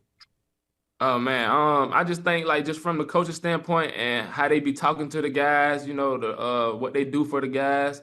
I think it just be good, man. It'd be good for the people that come out of the portal. I think they see real quick, yeah, it's gonna be a real bond here, And then when they get here, we welcome people how I got welcomed. I feel like it was a real bond, real quick. So I think just having that and just having that at your place and your environment, your community, it's pretty good, to the people. Daquan Wright is my guest from Ole Miss. Hey, your quarterback in Trinidad Chambliss. I first got to hear his name because I'm a graduate of Temple University, and there was a lot of talk that he was going to join my Owls in this offseason. But now he lands at Ole Miss. Wasn't even the starter to begin the season, but now he's playing like he's one of the better quarterbacks in the country. We see so much from the outside, and it's entertaining. But you being a teammate of Trinidad, just what is that like, and what can you tell us more about him? But yeah, so it's been great with Trinidad. Like I said, he come to work every day. He keep the same attitude. He stay poised. He's become a good leader. He shows so much love to us, and people around him. I think, just feeding off him, he has great energy, man. And it's just been great, just being with him and watching him grow at that QB1 spot.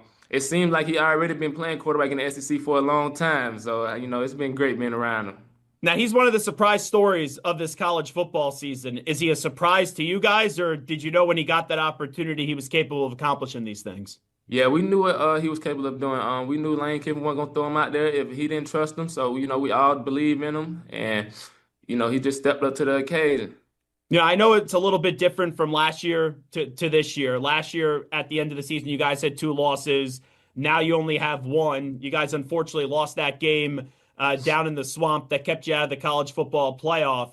But now you got 3 games left in the season. You could almost taste the college football playoff. We know this program, that's where they want to go this season. Just what's the mindset entering the last 3 weeks of the regular season as you guys are trying to finish business this go around?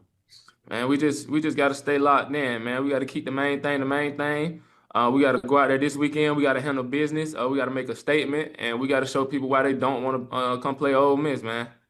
And then also, I'm here in New York. Jackson Dart has done a heck of a job so far in his rookie season with the Giants. What was it like playing for Jackson Dart? Because, man, that guy's got a confidence and a swagger to him, and he'll be willing to run through a wall to try to go get a touchdown or try to go get a victory. Oh, yeah, Dart, man. I love Dart, man. Playing with him was great. Learning from him, a vet QB, a great QB. It was great, man.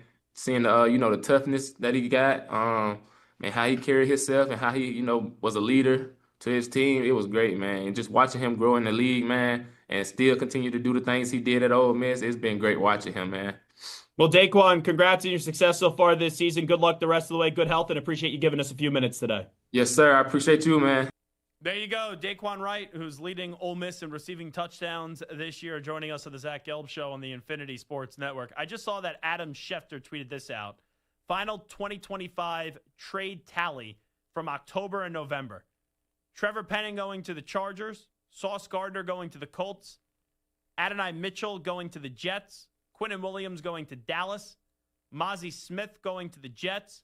Rashid Shaheed going to the Seahawks. Jacoby Myers going to Jacksonville. Jalen Phillips going to the Eagles. Joey Tryon-Shoyinka going to the Bears.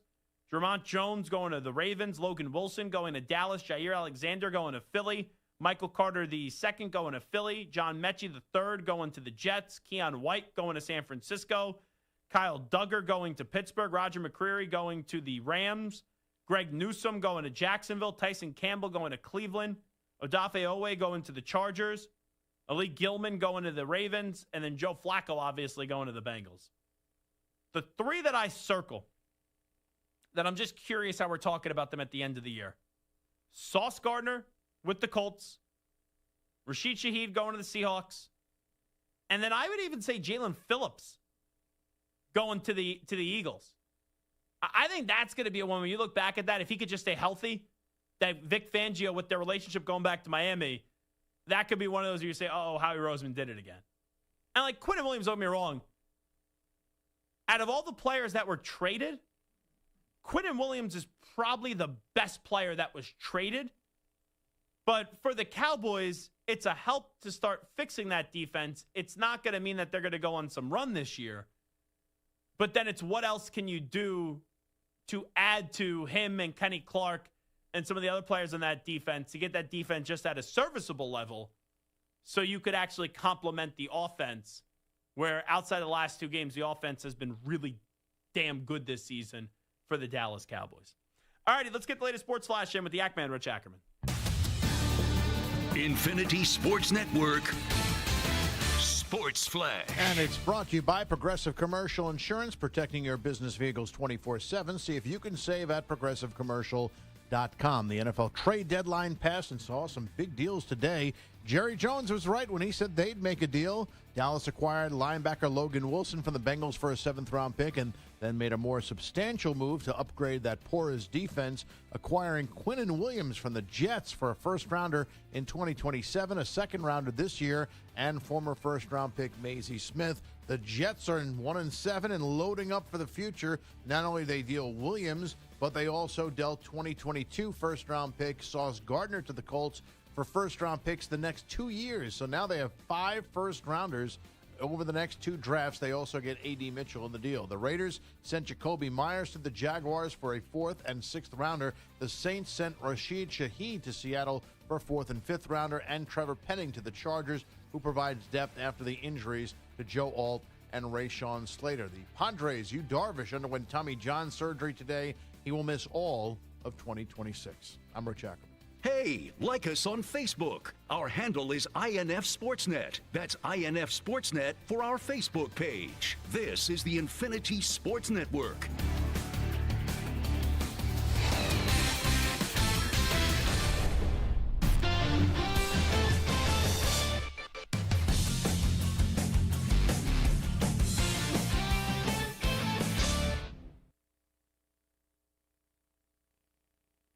You're in a 5-minute break.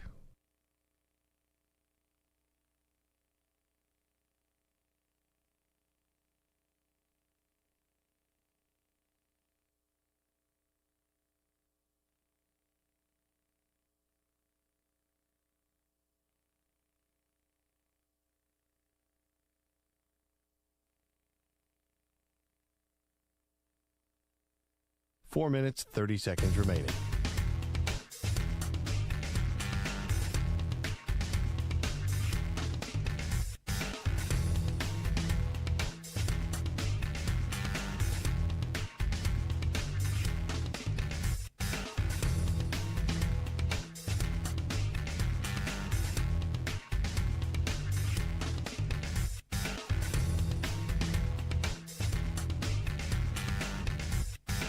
Four minutes remaining.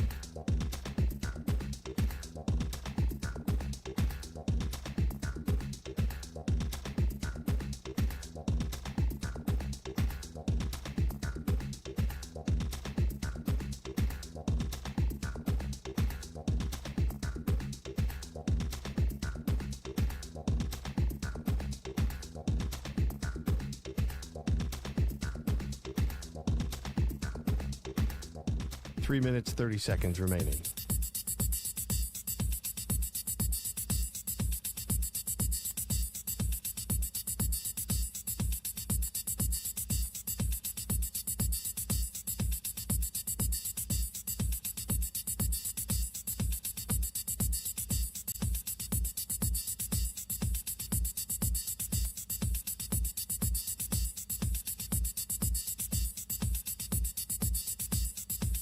Three minutes remaining.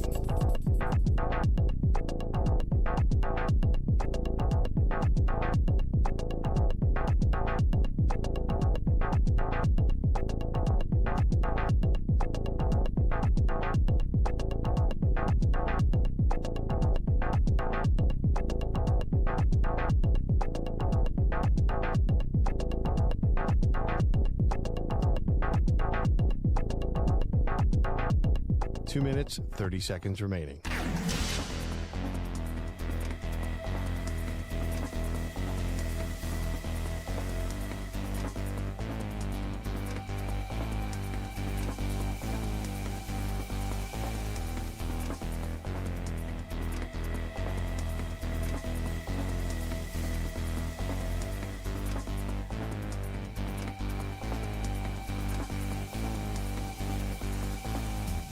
Two minutes remaining.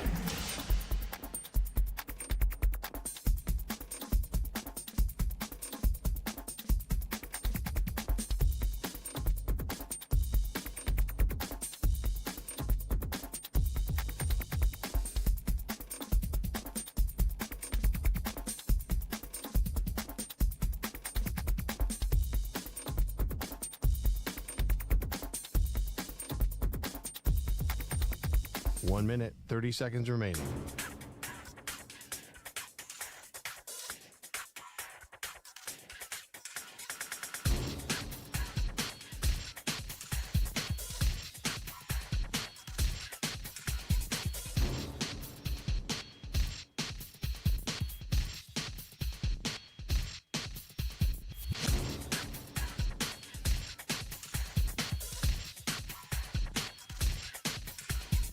1 minute remaining.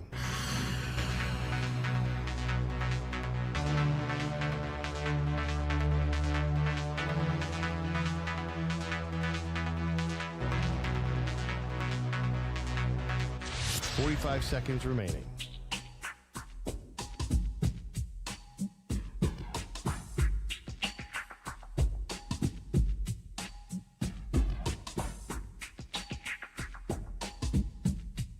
.30 seconds remaining.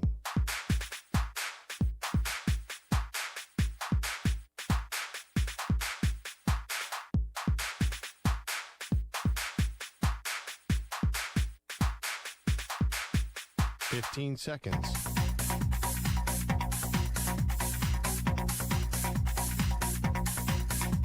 Break ends in 5 seconds.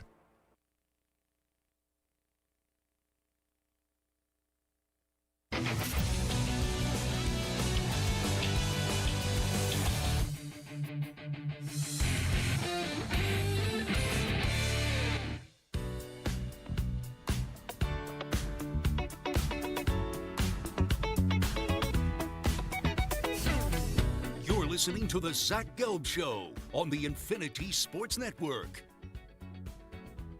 Zach Gelb Show, Infinity Sports Network. This portion of the show is brought to you by Ethos Life, the easy way to get life insurance in 10 minutes, up to $2 million in coverage with no medical exam, just a few health questions. Get your free quote at checkethos.com, not available in all states.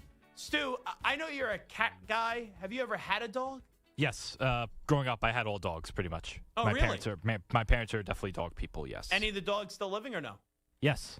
Okay. Yes. Samter, I know that you've had multiple dogs, right? And you currently have a dog as well, right? That is correct. I grew up with dogs, had 3 dogs growing up.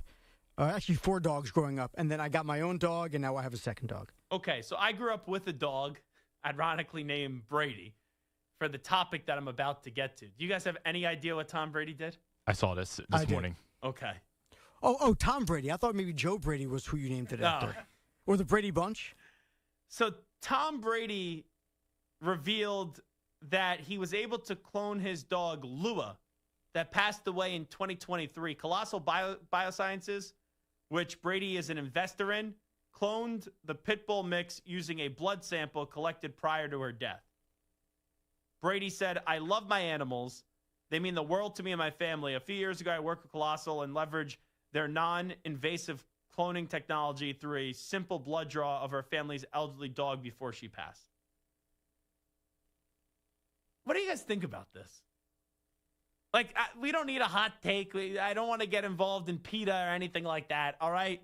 So, Scruffy over there, Samter, calm down before, since you just hate Brady and you hate everything Patriots related, before you, like, really just explode on this whole thing. But what do you guys make of this? Like, I love my dog. My dog was awesome. It was a Westie, the dog. I would feel very weird. Yeah, my dog was a she, and it was named Brady. People always get like a kick out of that. They asked me, my parents, when I was young, what should we name the dog? I said Brady. But anyway, my dog, I would feel weird about getting another Westie, even. Because I would just think about my dog, Brady, right? So I feel as if there is a day where I get a dog again. I think it would have to be a non-Westie, even though I loved having a Westie as a kid. So that would even be bizarre to me. But if you could clone the dog okay, dogs live 10 to, 18 years in some regards? Yeah, anywhere in that range. If you clone the dog, then just hoping to basically get the same dog or the similar dog, I don't know. Okay, it's an extension of life, but how accurate is it is my question. So what do you kind of make of this whole thing? Well, for me, I would say I get your point about it being a little bit weird getting the same type of dog that you just lost.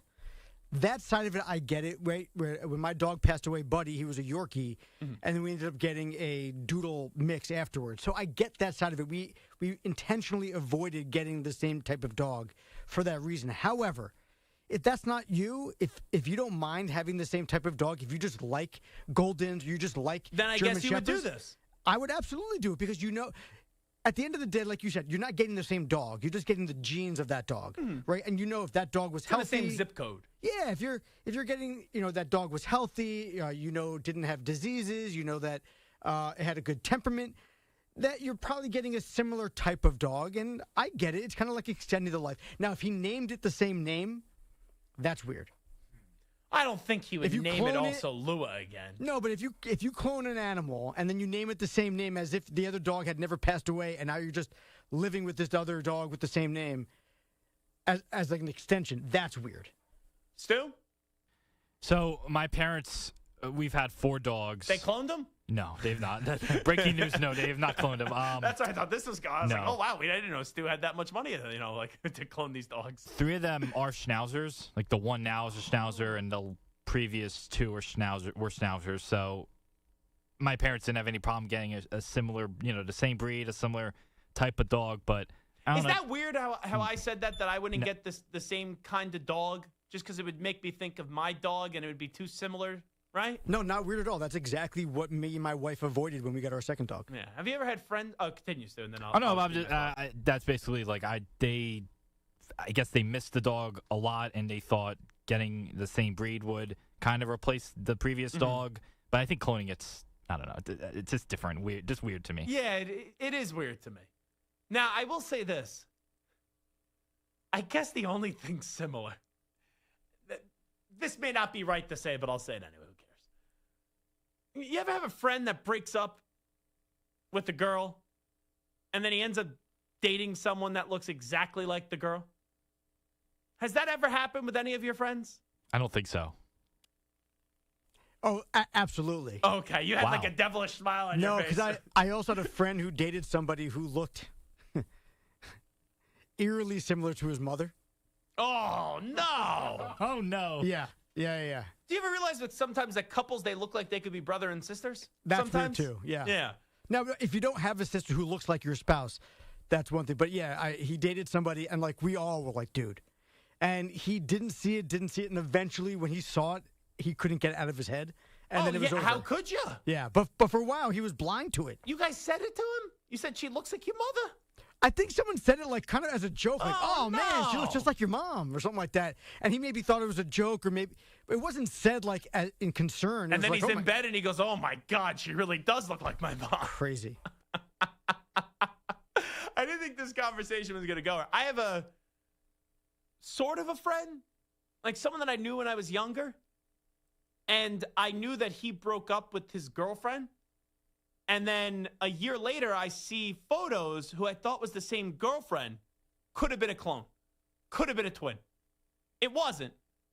But my other friend that knows this friend, we were talking. We go, did you see, I almost said the person's name, so-and-so got back together with and you're like, no, that's not getting back. That's a new person. So that's always weird to me. Now, I can understand how it's weird. However, if you have types, though. If you had this beautiful girlfriend who was just fantastic and gorgeous, and the drawback for you was her personality, and then you found somebody who looked just like her, who had a better personality, who you meshed with more. I mean, it's just you're dating the same person, just cooler. So I'm down with that. You know what? This is gonna be a weird this is gonna be a weird transition here. Uh-oh. I may call my mom though after the show. It has nothing to do with the girlfriend part or anything like that. I'm curious of my mom's thoughts on potentially cloning the dog. My dog loved my mom. Loved my mom. Like, inseparable, the two of them. I wonder how she would feel about cloning our dog at the time that was named Brady. With this report that Tom Brady cloned his dog, Lua, or whatever it was. And, I wonder how, did they have a photo of this dog or anything like that? Yeah.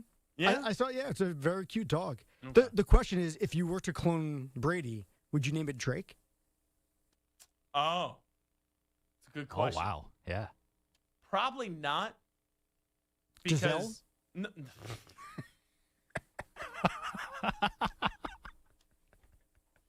Peyton? No and no. I wouldn't probably name it Drake. What I was about to say is there's too much Kendrick and Drake beef. And I didn't want to be associated in the crosshairs of that. If I got a new dog, I probably would not name it after an athlete. I was very young when I had the honor bestowed upon me to name the dog, and therefore I named the dog Brady. There is one celebrity that you talk about quite a bit. That I talk about? That you wish that you could maybe sit next to at a basketball game.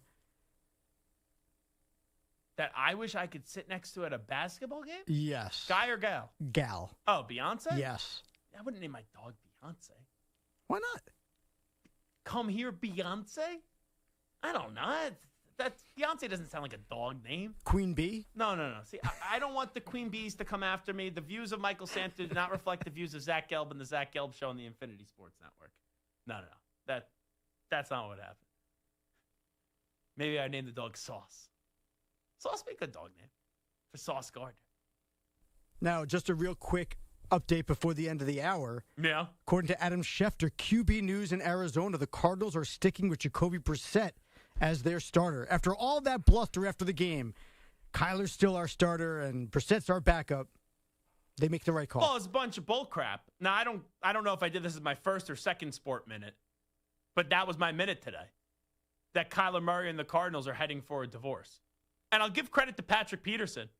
Patrick Peterson was the first person to point it out that Marvin Harrison Jr. is better, when he said it 2 weeks ago with us. He is better with Jacoby Brissett than he is Kyler Murray. So that's it for Kyler Murray.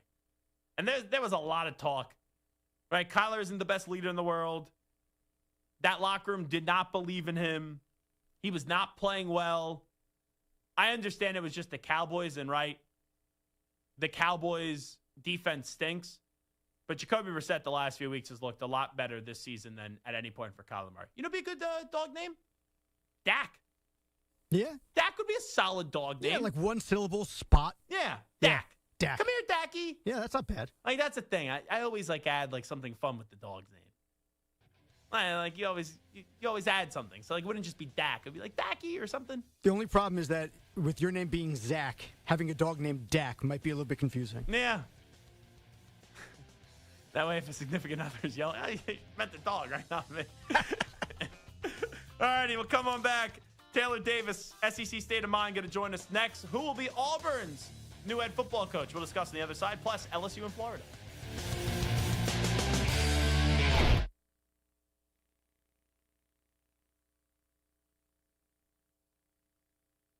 You're in a 5-minute break.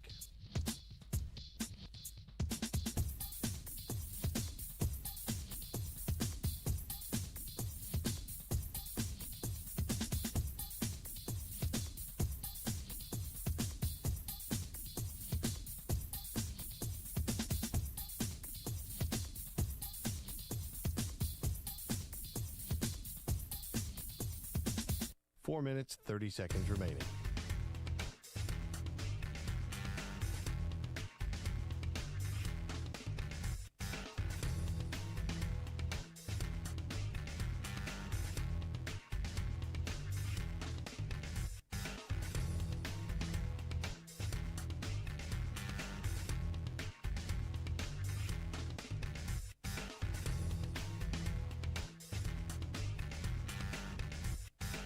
Four minutes remaining.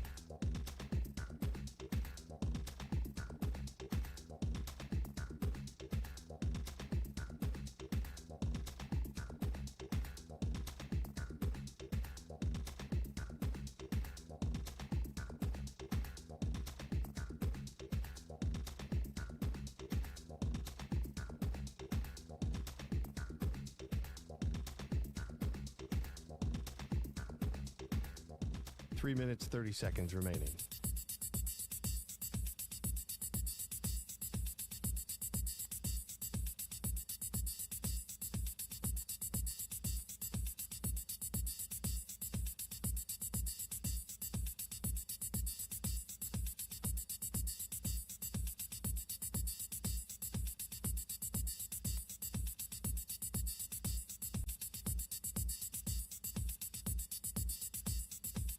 Three minutes remaining.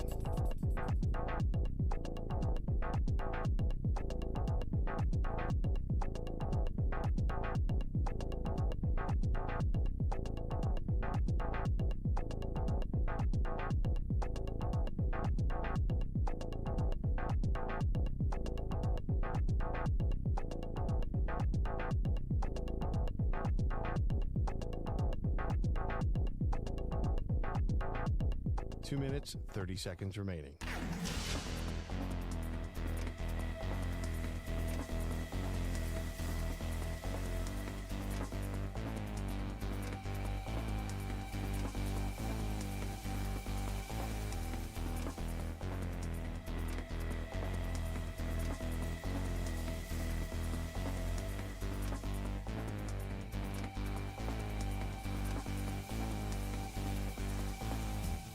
Two minutes remaining.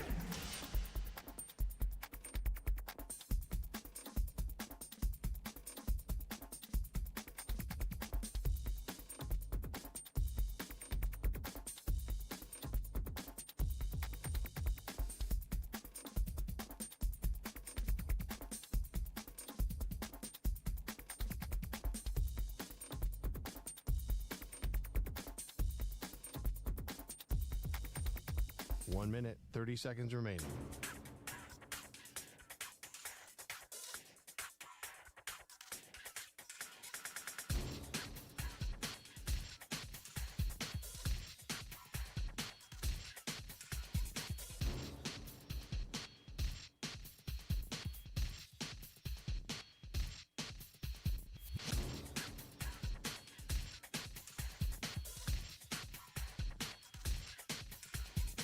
One minute remaining.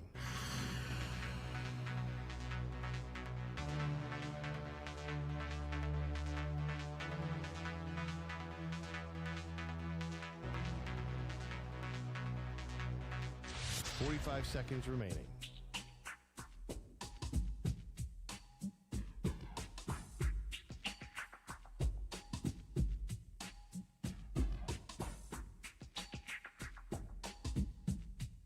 Thirty seconds remaining.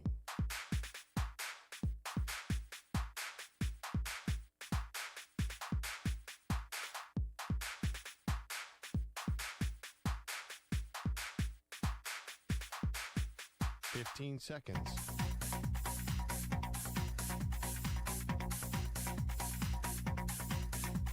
Break ends in 5 seconds.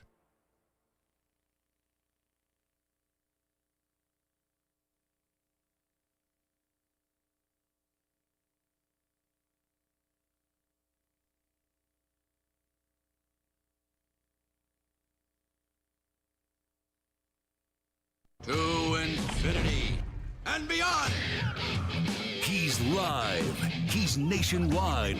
This is the Zach Gelb Show.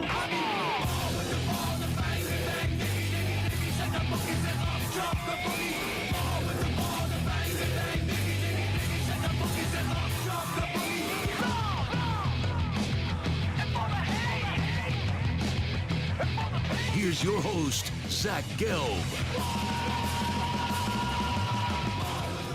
What an interesting last 4 weeks it's been at college football. Not only what's going on the field, but then also all the jobs that are opening up with some pretty big programs across the country. James Franklin at Penn State, Brian Kelly with LSU, Billy Napier with Florida, and this past weekend, Hugh Freeze with Auburn. Let's go out to the guest line right now. Welcome in Taylor Davis. Does a great job, SEC State of Mind across the Believe Network. And she's kind enough to join us once again on the Zach Gelb Show. Taylor, appreciate the time. How are you? I'm doing well, Zach. Thank you for having me back. I think you definitely buried the lead. But, yeah, it's been a weird season, not going to lie. It's like head on a swivel around here. And Arkansas Open as well. They moved on from Sam Pittman. So 4 SEC coaches, and you got to think it's going to have at least a little bit of a ripple effect with some coaches in the conference being in conversation. So it's been the Wild West this year, honestly. Now, can we do something fun here right out of the gate? And it's just a prediction.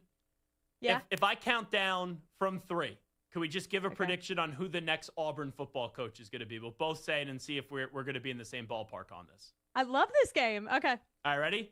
3, 2, 1.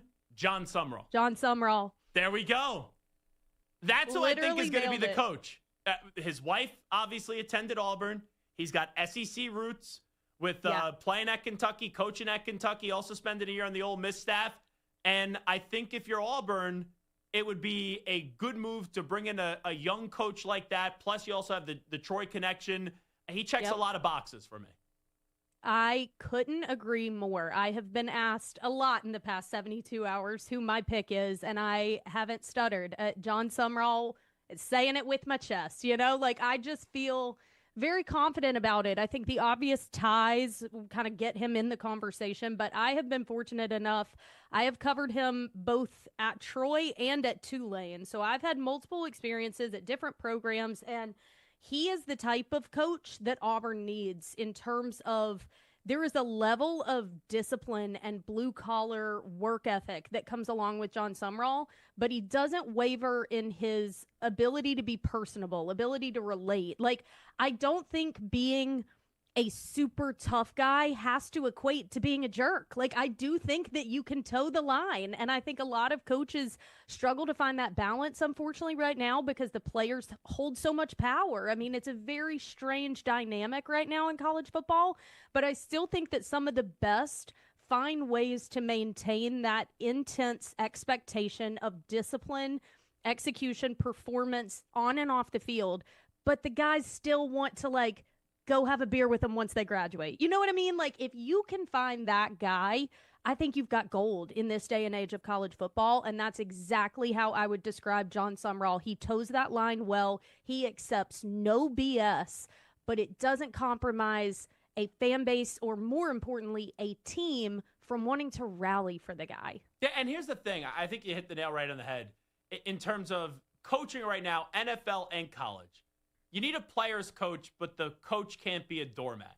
And if I was an AD, I understand that this guy is not a college coach. But if I was an AD, I would be saying to myself, can we find the college version of Dan Campbell, where Dan Campbell is a player's coach, but he has the respect of the team, and the players know when he speaks, he means business, and he will still do what's in the best interest of the player. That's how I would hire if I was a college AD right now. Copy, paste. Literally love that comparison, and I totally agree with you. And I think that John Sumrall has done a great job of evaluating talent and getting the right guys for where he was, Troy and Tulane. So imagine what he can do with resources like a place like Auburn is going to have. I think a huge piece of it, though, if they go with John Sumrall, can you find a way to keep DJ Durkin? Like, I can't say enough about the impact he has had.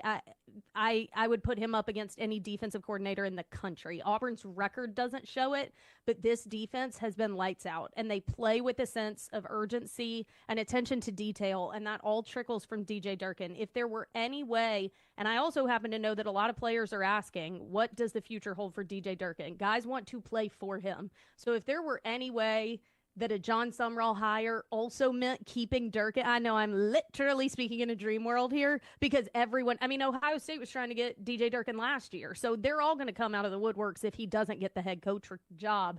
But in my perfect world, DJ Durkin stays on the Plains. I think he's that impactful of a piece for Auburn. Taylor Davis here with us. I'll get to LSU in Florida in a second, but you did talk about Arkansas in the beginning. Rhett Lashley just signed the new deal with SMU. That was my pick.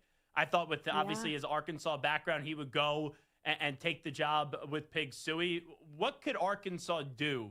Like, who is a name that's with so many big jobs open?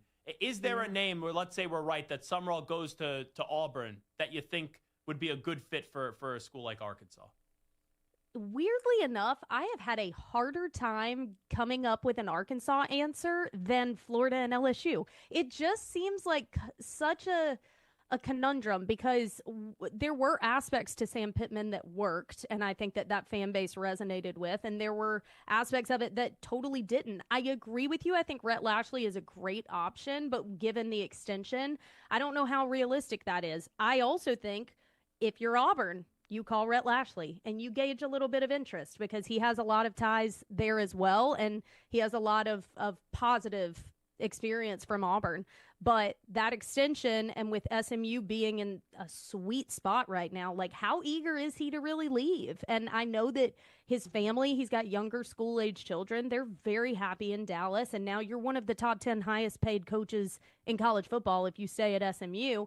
And I would be bold enough to say you're going to continue to contend in the ACC. Like, the jump that could potentially happen for you as a head coach in opportunity in the SEC is there, but there's also an opportunity of failure. And so where does he see all of that at this point? I think it would be a great fit. I have heard the Eli Drinkwitz suggestion for Auburn, and I say no thank you. I say politely, Really? all due respect, I don't see it. I could see it more at Arkansas.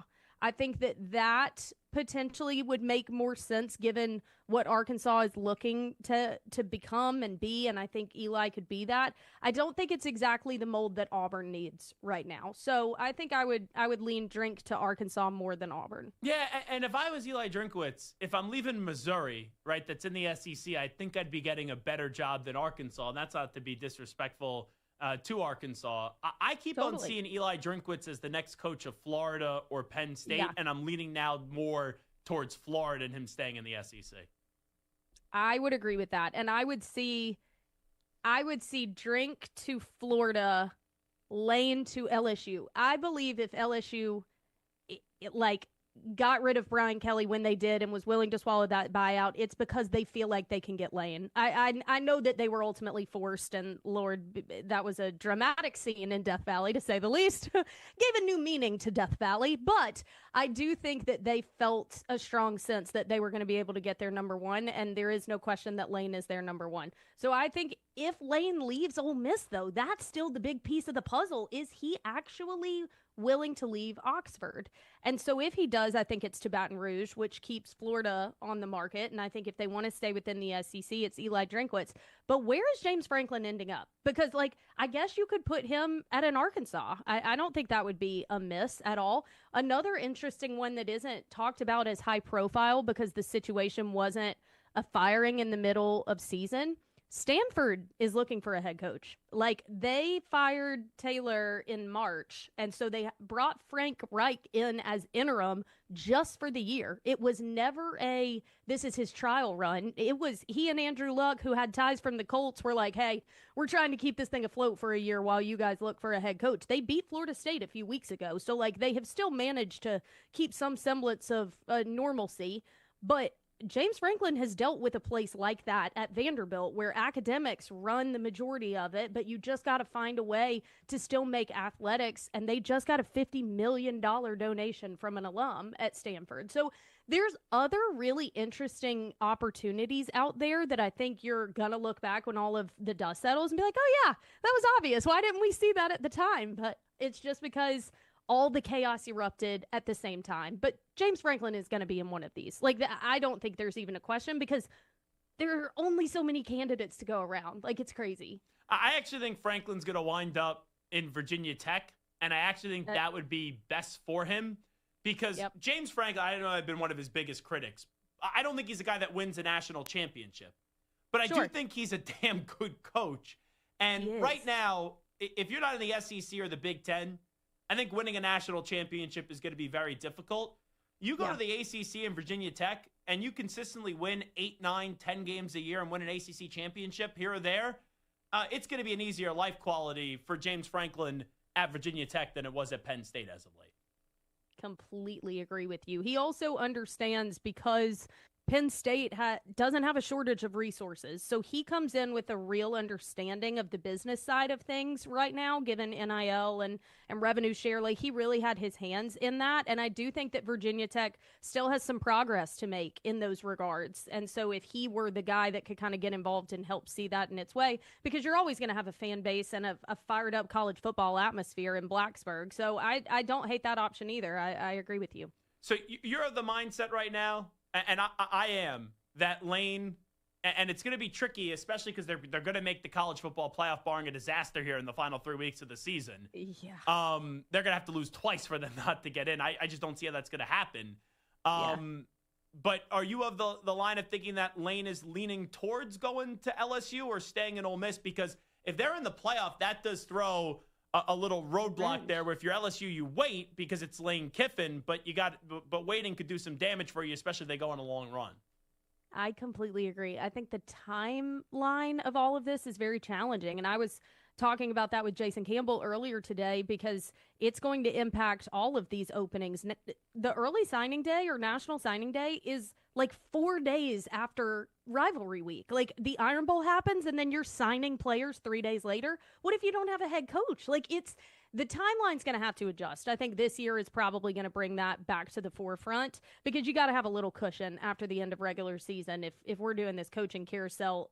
And I do feel like we are going to see long-tenured coaches less in this day and age of college football. I think the turnover is going to be heightened with fan bases feeling like they should be in the top 12 every single year. So there's that element to it.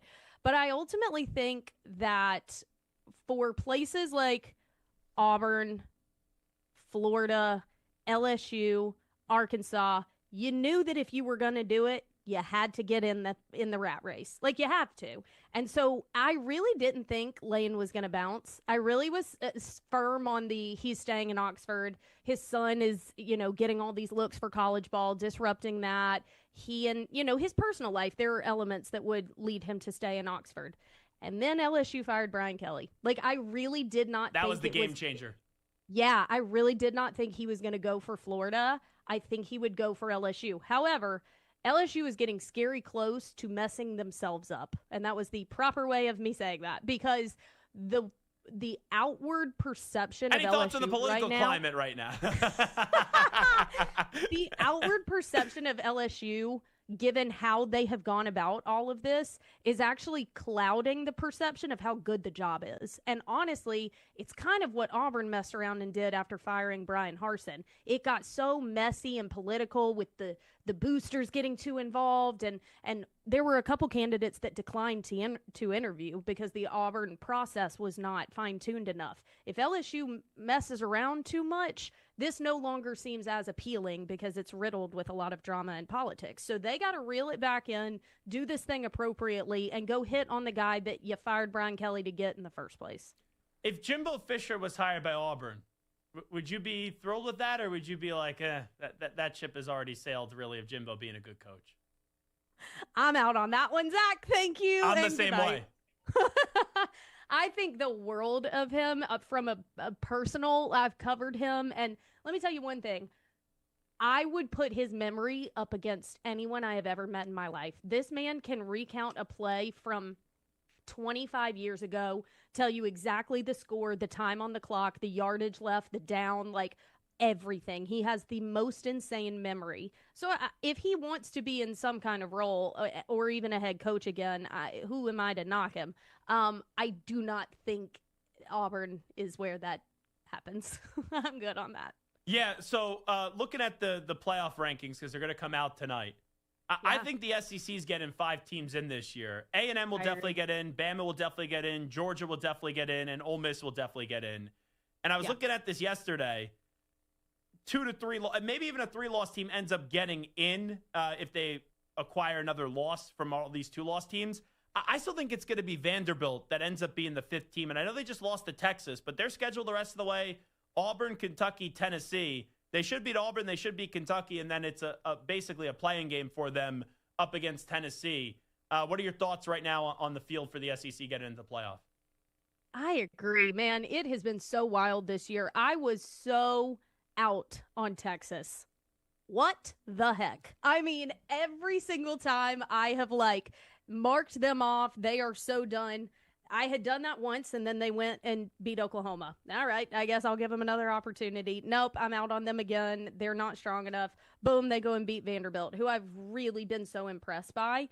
I think ultimately you are probably going to end up with 5 because everyone has already been beating up on each other. It's not just going to happen on the back half of season. It's already been happening. Like, Oklahoma technically still has an argument. Missouri still has an argument. If Missouri somehow pulls off an upset against A&M this weekend, then you have a whole different, layer to this thing. I think there is very obvious outliers that it's not even a possibility. But I do think there are still 6 or 7 that are sitting here with an opportunity, which is ultimately what we all wanted in the playoff expansion to begin with. You wanted to be in this situation week 11 where there's still a chance that you're holding on to.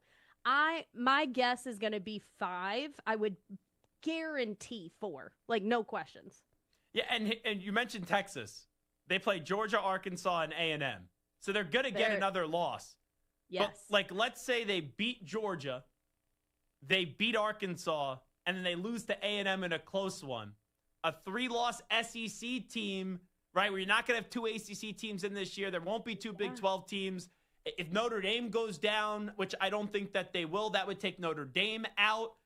A 3-loss Texas team, and knowing the brand that's Texas and knowing who their quarterback is, I think that they'll lose to probably both Georgia and A&M.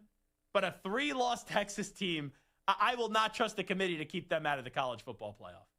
No, I totally agree with you. You know they want to. They're pulling for it at this point. But also, if you're Georgia, you got to be careful. You got to be real careful. Like you said, you've got Texas. You're going to close the year with Georgia Tech, who is also in the conversation for a playoff. Usually that game is just a write-off. No longer. And also, they're not for nothing. They're going to Starkville this weekend, and Starkville has been a weird place to play this year. They beat Arizona State in Starkville. They took Tennessee and Texas into overtime. Arguably, should have won both of those games. They're coming off a win. Georgia can't get got. I know that is incorrect grammar, but it really depicts what's been going on because they have shown vulnerability this season. They were literally walking the plank in Jordan-Hare. Auburn should have gotten that game. The goal line call heard round the world. So, Georgia can't slip down this stretch of the final few games of season. If they do, a lot of these teams, like a Texas, certainly have a strong argument. So, it could end in chaos, which, honestly, as a college football fan, you hope for. Does LSU have any chance to beat Alabama this weekend? Nah. Yeah, I'm with you on honestly, I don't think so.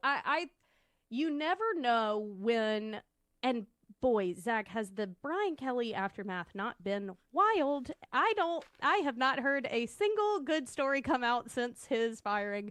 It has all been quite negative. And so, assuming all of that really is only the tip of the iceberg because it's what is public, you really don't know what kind of a different team you're going to see if there is a really rejuvenated locker room presence. They're coming off a bye week, so you got to assume Garrett Nussmeier's feeling a little bit better.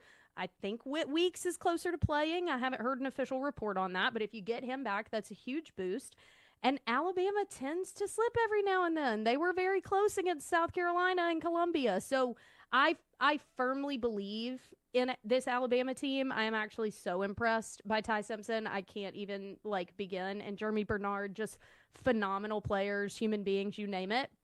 But I do think this could be the best LSU team that has been put on the field this season because if everything was as bad as reports are showcasing, these players may be playing a lot more free this week. Yeah, and maybe you get a little bit of an interim boost. Like you saw Florida last week. They were able to keep it close. They probably should have won that game up against Georgia. The last thing I'll ask you, Taylor Davis, always does a great job, SEC State of Mind on Believe. Shane Beamer, just getting back to the coaching cycle. There's always going to be that question of Virginia Tech and should he leave? They get rid of Mike Shula this week. I think Shane is going to stay, but I do think it's a fascinating conversation because I don't believe he should be on the hot seat, but this has been a disappointing year. You have another disappointing year next year, then you could be out of a job a year from now. Yep. You're 100% right. I think that the walls start closing in a little bit given the timeliness of all of this. And I'm confused what has transpired with South Carolina. Given how they closed the season last year, you keep Lenora Sellers, who I firmly believe in. He is a phenomenal talent. You retain a guy like Dylan Stewart, who was literally getting millions of dollars thrown at him by other programs. You keep so many pieces intact, and you carry all the momentum from what you did at the end of the season last year. You were on the bubble for a playoff berth. How is this what was put on the field this year? And the Mike Shula experiment was one of the worst. Disaster. It was so bad. It made no sense. It was a terrible match for Lenora Sellers. And so I do think firing him right now was a necessity. And who you go get, because you're right. They're not going to part ways with Shane Beamer now, especially when you look at this time last year. You are literally ramping up steam. You closed the year defeating your rival Clemson, and you did have an argument for a playoff berth. They're not going to fire him just yet, and he is beloved. I do think that what you do with the offensive coordinator position and the players that you get, you got to assume Norris is going to go to the NFL. If he doesn't, will he transfer? So who are you going to go get? How are you going to try and field a better team so that you don't end up in a what if situation. But apart from South Carolina, Zach, I'm just under the same adage that I was when people were saying that Dabo would follow Nick Saban and go to Bama. Why? Why would you go just to be someone's shadow? Why would you go just to be not quite as good as the person that made such an impact on your career? Like, for Shane to go to some place that he will be known as Frank's son, I just don't know if that is as appealing. He spoke about it on the Netflix documentary a little bit, that like, as much as he cherishes that and appreciates it, that's a whole different level of comparison and expectation. And I don't know how much that really appeals to him versus getting that South Carolina program where it's supposed to be. If he's able to be the guy to do it, TBD. And it's almost like you kind of use Scott Frost, right? Legendary Nebraska player, then goes and be's the head coach. Now they can't stand him in Nebraska because it was so incompetent. Coaches get hired to get fired. That school means so much to Shane. Can you live with getting fired and then maybe having a resentment to your dad's school and also your school? 100%. Or risk being sort of successful, but not a Hall of Famer like your dad. Like you're just going to subject yourself to so many possibilities of not quite instead of blazing your own path. Taylor, great job as always. Thanks so much. Taylor Davis, SEC State of Mind on Belief. Thanks so much for doing this. Always a blast. Thank you so much for having me. Good to talk to you. There you go. Taylor Davis joining us at the Zach Gelb Show on the Infinity Sports Network. We'll do overreaction, proper reaction next. You're in a 5-minute break.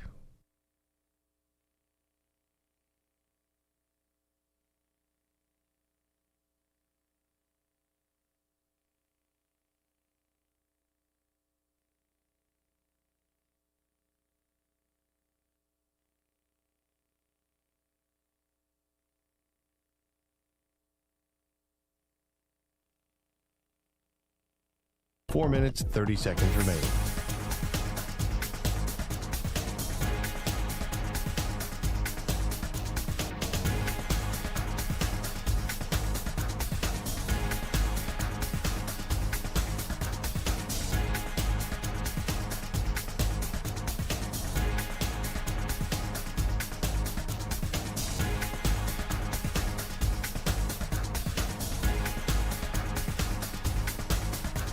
Four minutes remaining.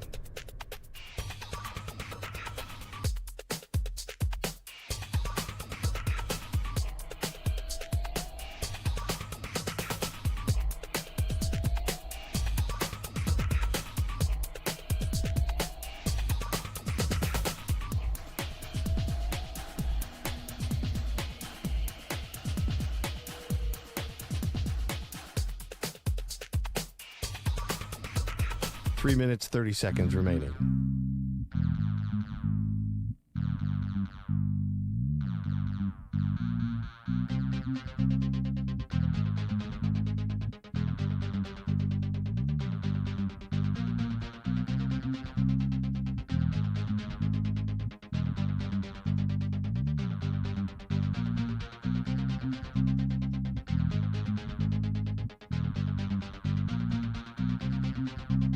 Three minutes remaining.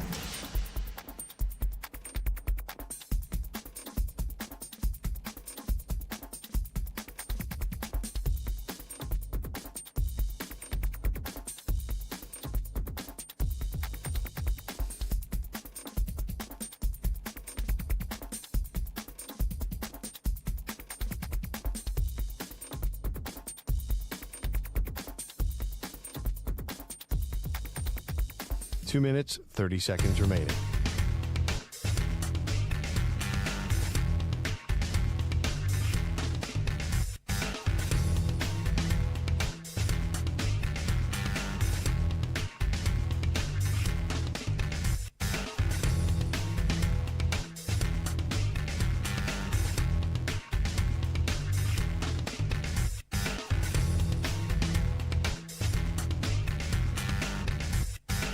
Two minutes remaining.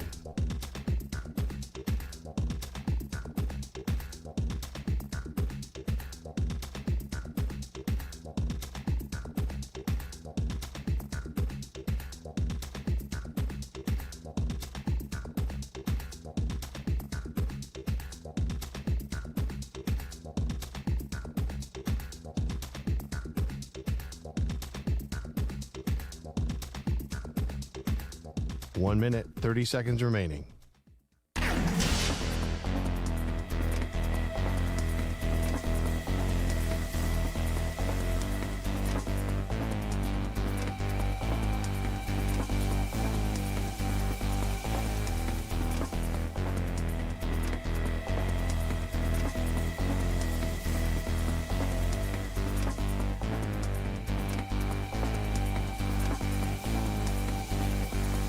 One minute remaining.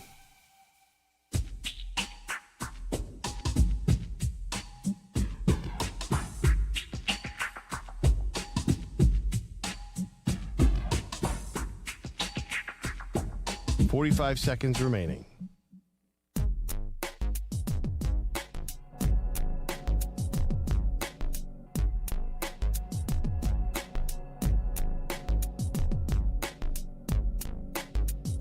"30 seconds remaining.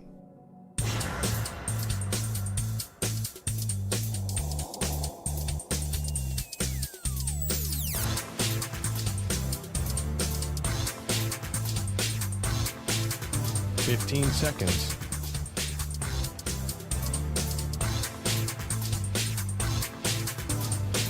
Break ends in 5 seconds.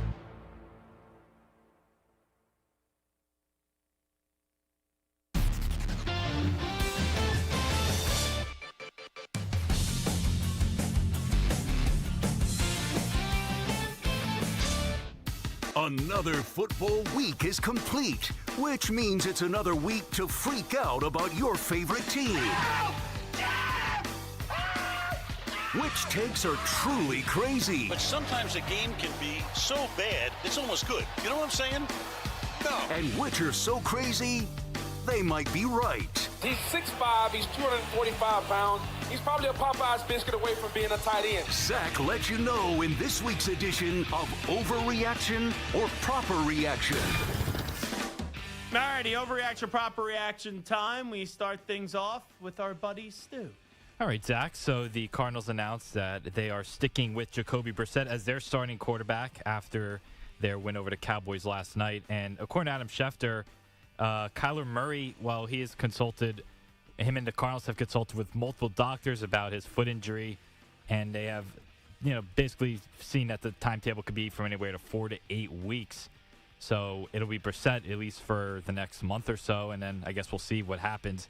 Overreaction or proper reaction, the Cardinals are making the right move by sticking with Jacoby Brissett. Isn't it fascinating, by the way, how we went from the Cardinals tried to present this idea that Kyler Murray was going to play in some capacity last night, but then Jacoby Brissett was going to start, and then you find out before the game Kyler Murray was inactive. And now, just when they say, hey, Jacoby Brissett's going to be the starter, you get this Schefter report about how he could be out anywhere from 4 to 8 weeks. What does that tell you if I did the windy fingers? Yeah, that tells me that that's just an excuse. I'm not saying that he's not legitimately hurt, but if he was possibly going to play last night before being ruled inactive, and now he's going to be out anywhere from 4 to 8 weeks to fully heal, and I know Brissett's been playing the last few weeks, that tells me that the team believes in Jacoby Brissett more. And Marvin Harrison Jr., who's a young offensive player, plays better when Jacoby Brissett is the quarterback. Now, to Stu's point, just because you're handing the baton over to Jacoby Brissett now doesn't mean that there won't be an opportunity for Kyler Murray to go win his job back by the end of the season. And what would that mean? The Cardinals continue to lose a lot of games, and then at the end of the year, you maybe go to Kyler Murray, but like for one last effort to save his job. But I did a Sportsman on this earlier today, and I'll say it again. My thought going into today was, sure, you could say the Cowboys defense stinks, and that's why Jacoby Brissett played well. There was a lot of talk about Brissett usurping Murray even before last night. Patrick Peterson did it with us 2 weeks ago. I talked to one person during the game last night that watches a ton of film, and he just goes, they just look better with Brissett than Murray. So this isn't a surprise to me today, and I rolled my eyes last night when Gannon was like, oh, nothing's going to change. Come on. You could not go back to Murray. You just couldn't. Could you maybe go back to the final 3 weeks or 4 weeks if Brissett just totally tanks? Yeah, it's a possibility. But this is it for Murray in a Cardinals. Like, he will not be on the team next year. I will be shocked if he's on the team next year. But your question was overreaction, proper reaction. The Cardinals are making the right move going to Brissett right now. Absolutely. That's a proper reaction. You're 3-5. It's very doubtful, especially in the NFC, the way that's loaded, in your NFC West division, the way that it's loaded too, that you're going to be able to put lipstick on a pig and really go on a run here. So you got to do what's in the best interest for Marvin Harrison Jr. because that's a player. That's a big-time player for you into the future, and it's someone that just has not ended up working out. So can Marvin Harrison Jr. continue to put up performance like he did last night, and then that's an attractive piece for whoever your next quarterback is? That's the big question for me. All right, next one. All right, the first overall pick in this year's draft, Cam Ward, has had a rookie season to forget, throwing just 5 touchdowns to 6 picks while winning just 1 game for the lowly Titans. However, Draymond Jones, who was traded to the Ravens this week, tweeted, quote, "Cam is the truth too. Y'all give him time. He can be great," end of quote. Overreaction or proper reaction, you still believe Cam Ward will be a star in the NFL? Here's the thing. I don't know if I ever thought Cam Ward was going to be a star. I said, could he potentially be a great quarterback one day? We'll have to wait and see. I thought he could be good. So I still think he could be good. That's a bad situation right now in Tennessee. But do I believe that he'll be a star? Well, I never really thought that he was ever going to be a star. I just thought he could be a good quarterback in this league. So I will go overreaction to that. The Seahawks are tied atop the NFC West at 6-2 thanks to an explosive offense starring Sam Darnold and JSN. The former Buckeyes star receiver leads the NFL with a staggering 948 yards through 8 games and has 4 straight games with 8 catches and over 120 yards receiving, and actually has improved his pace of reaching the 2,000-yard mark for the season. Overreaction or proper reaction, JSN is a top 4 wide receiver in the NFL. This year, yeah. This year, I'd have to go, yeah. I thought the world of him when he was coming out of college. I know that he had the injuries at Ohio State, but I thought he was the best wide receiver in his draft class. What he's doing right now is he's showing that anyone that kind of knocked him because of the injury concerns, the risk to me was fine for what the reward could be, and you're seeing the reward this year. So right now, I think he's a top 4 wide receiver in the NFL. That's a proper reaction. Josh Allen is the reigning NFL MVP and currently leads the way with MVP odds at plus 180, followed by Mahomes at plus 350. Your guy Drake May at plus 450, Matthew Stafford at plus 600, and then Baker, Darnold, Herbert, and Hurts are all a distance away at plus 2,000.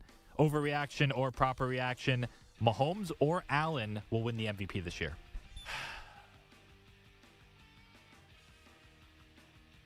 I think Drake's going to have to get the 1 seed for him to win the MVP. You know who probably should win it, but he won't? Stafford. Stafford leads the league in passing touchdowns. But I do think it's going to be Mahomes or Allen. It's clear in most people's minds those are the 2 best quarterbacks in football. And that Chiefs offense is just really Mahomes. I know Rashee Rice has helped instrumentally the last few weeks. I read something today from SNY that the Chiefs offered a 4th-round pick for Breece Hall from the Jets, and the Jets said we're only trading him for a 3rd. Why wouldn't Kansas City just give up a 3rd if you could have got Breece Hall, if that report is true? So Mahomes or Allen won the MVP. I don't think I think Stafford should be in that conversation. I think Drake May should be in that conversation more, but you're probably right on that. It'd probably be one of those 2. Proper reaction. Right now, the NFC West boasts 2 teams at 6-2, the Seahawks and the Rams, while the 49ers are 6-3 and the Cardinals are 3-5, but coming off of that big win over the Cowboys last night. Meanwhile, over in the AFC, the Broncos lead the West at 7-2, while the Chargers are 6-3 and the Chiefs, they are 5-4. Overreaction or proper reaction, both West divisions are the best in their respective conferences. The AFC West is the best division in the AFC. Oh, the NFC, it's between the North and it's between the West. I think the Seahawks, Rams, and 49ers is probably, they're playing better than the Packers, Lions, and Bears, but that 4th spot. Like the Vikings are 4-4 right now, and the Cardinals are 3-5. But here's the thing. I don't think the Bears are as good as what their record says they are. Oh, that's close. NFC West and NFC. You know, I'm going to go with the NFC West. It's close. It really is really close. But both West divisions are the best in their respective conferences right now. Yeah, that's a proper reaction. Moving to college football, Georgia Tech suffered its first defeat of the season, losing to NC State and dropping out of the top 10. Miami also fell out of the top 10 after another ugly loss, this time coming at the hands of SMU, while Louisville moved up to number 14 after beating Va Tech, meaning the highest-ranked team in the ACC is the Virginia Cavaliers, now up to number 12. Overreaction or proper reaction, Virginia is the best team in the ACC. I like Tony Elliott. I like Blake Shapen. It's funny that they don't have a conference loss, technically, because they had that scheduling, that 2-year scheduling with an ACC team at NC State, but it doesn't get counted as a conference game. I think they'll get to the conference championship. I think they're going to lose in the conference championship. So Virginia is the best team in the ACC. I'm going to take the field on this one. For any team that you ask me for the ACC or the Big 12, I think I'll just take the field because no one's really distinguishing themselves from one another. I know BYU's been unbelievable this season, but that's just what it seems like both those conferences are, is that they beat up on one another, and still heading into the final 3-4 weeks of the season, it's tough for me to say who is going to be the best team at the end of the year, so I'll go overreaction there. All right, last one. There's just one matchup this weekend that pits two top 10 teams against each other, and surprise, surprise, it comes from the Big 12. Yeah. Undefeated in number 8 BYU. They take on number 9 Texas Tech, whose lone loss came without their starting quarterback against Samter's Arizona State. Overreaction or proper reaction, there's a chance the Big 12 gets 2 teams into the college football playoffs. 5 conference champs get in, so one of those will be in the Big 12. I think Notre Dame's going to win out. They're going to get in. So that's 6 total teams right there. There will be 2 more Big 10 teams that get in. I then also think there will be 3 more SEC teams that will get in. So that leaves for that final spot, assuming Notre Dame gets in. That's a big domino. If Notre Dame gets in, do you take another SEC team? I don't think Michigan beats Ohio State this year, but if they do, then Michigan probably gets in. Or how does BYU go down? That's the question. Like, if BYU loses this week, then they better go win the conference. But if BYU is undefeated and they lose in the conference championship game, are they really going to keep them out then? I'm going to lean that only one Big 12 team gets in this year. So the Big 12 gets 2 teams into the college football playoff. I'm going to go overreaction. You remember last year, ACC, right? SMU lost and SMU still got in, and Clemson obviously got in because they won the conference. I don't think that is going to happen this year. And we'll see if BYU loses before they get to their conference championship game. Texas Tech, TCU, Cincinnati, UCF. That's a way that they could get 2 Big 12 teams in. But I'm going to lean that it's not 2 Big 12 teams getting on it. All righty, let's get the latest sports flash in with the Ackman, Rich Ackerman. Infinity Sports Network Sports Flash. And it's brought to you by Progressive Commercial Insurance, who protects small businesses with affordable coverage options. Quote today at progressivecommercial.com. The NFL trade deadline passed with lots of deals, and the Jets unloading anyone of quality, sending 3-time Pro Bowler Quinnen Williams to the Cowboys for a second-rounder this year, a number 1 next year, and defensive lineman Maisie Smith. That deal followed one with the Colts, who are at 7-2 and going for it. Indy acquired former Defensive Rookie of the Year Sauce Gardner from New York for first-round picks each of the next 2 years, and receiver A.D. Mitchell. So now the Jets at 1-7 in rebuild mode with 5 first-round picks over the next 2 drafts. The Cowboys also made another move to shore up their defense, trading a 7th-round pick to the Bengals for Logan Wilson. The Jaguars picked up Jacoby Myers from the Raiders for a 4th and 6th rounder, while Rashid Shaheed goes from New Orleans back to Seattle for a 4th and 5th rounder, and Trevor Penning also leaves the Saints for the Chargers. Jacoby Brissett has shown enough at the moment that he remains the Cardinals starter at the moment. Also, Kyler Murray is expected to miss at least another month. The Padres' Yu Darvish underwent Tommy John surgery and will miss all of 2026. I'm Rich Ackerman. This is the Infinity Sports Network. Follow us on Instagram. Our handle is Infinity Sports Network. That's Infinity Sports Network to follow us on Instagram.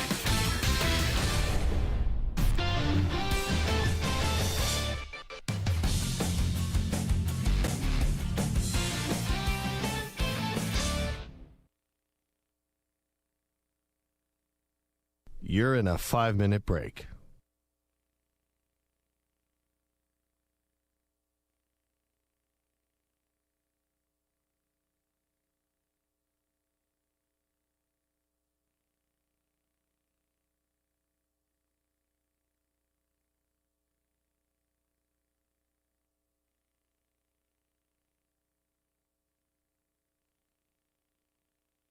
4 minutes, 30 seconds remaining.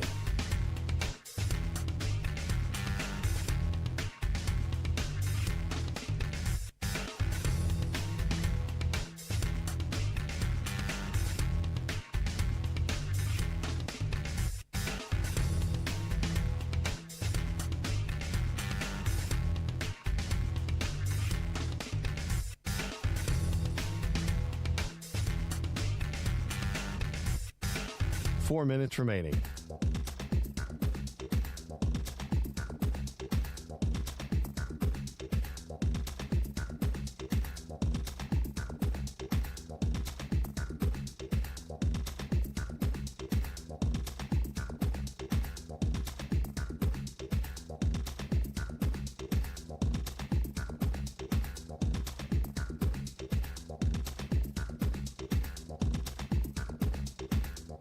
Three minutes, 30 seconds remaining.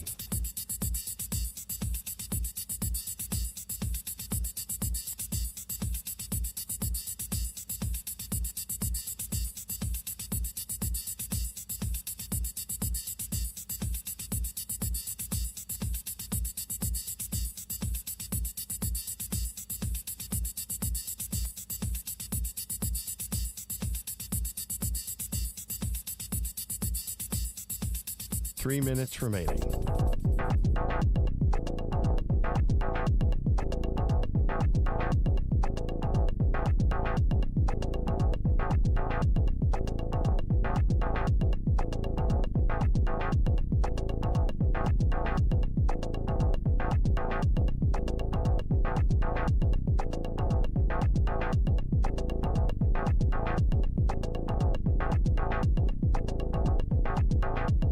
Two minutes, 30 seconds remaining.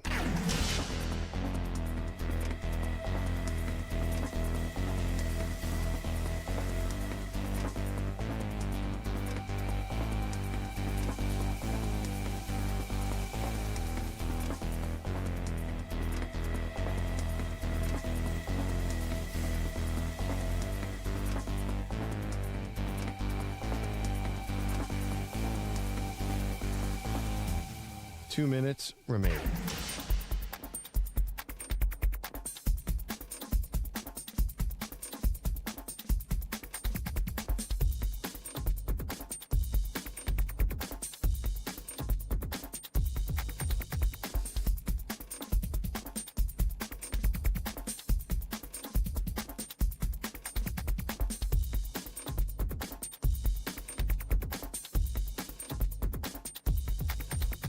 One minute, 30 seconds remaining.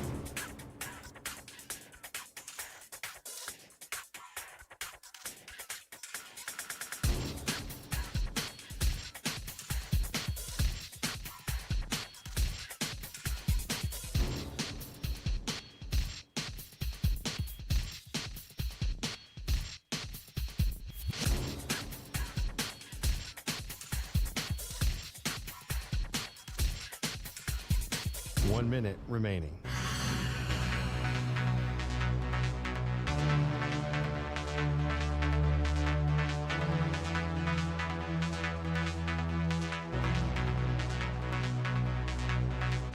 .45 seconds remaining.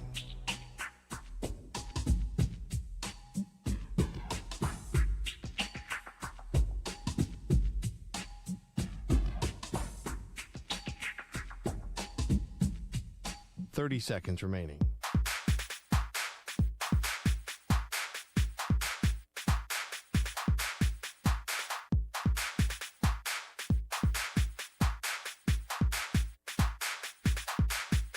.15 seconds.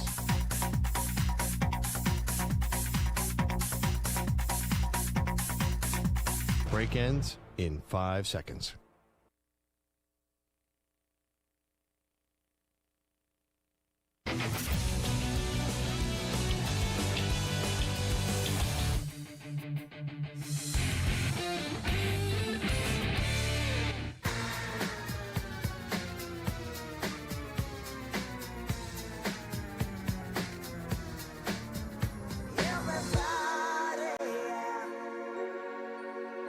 Rock your body.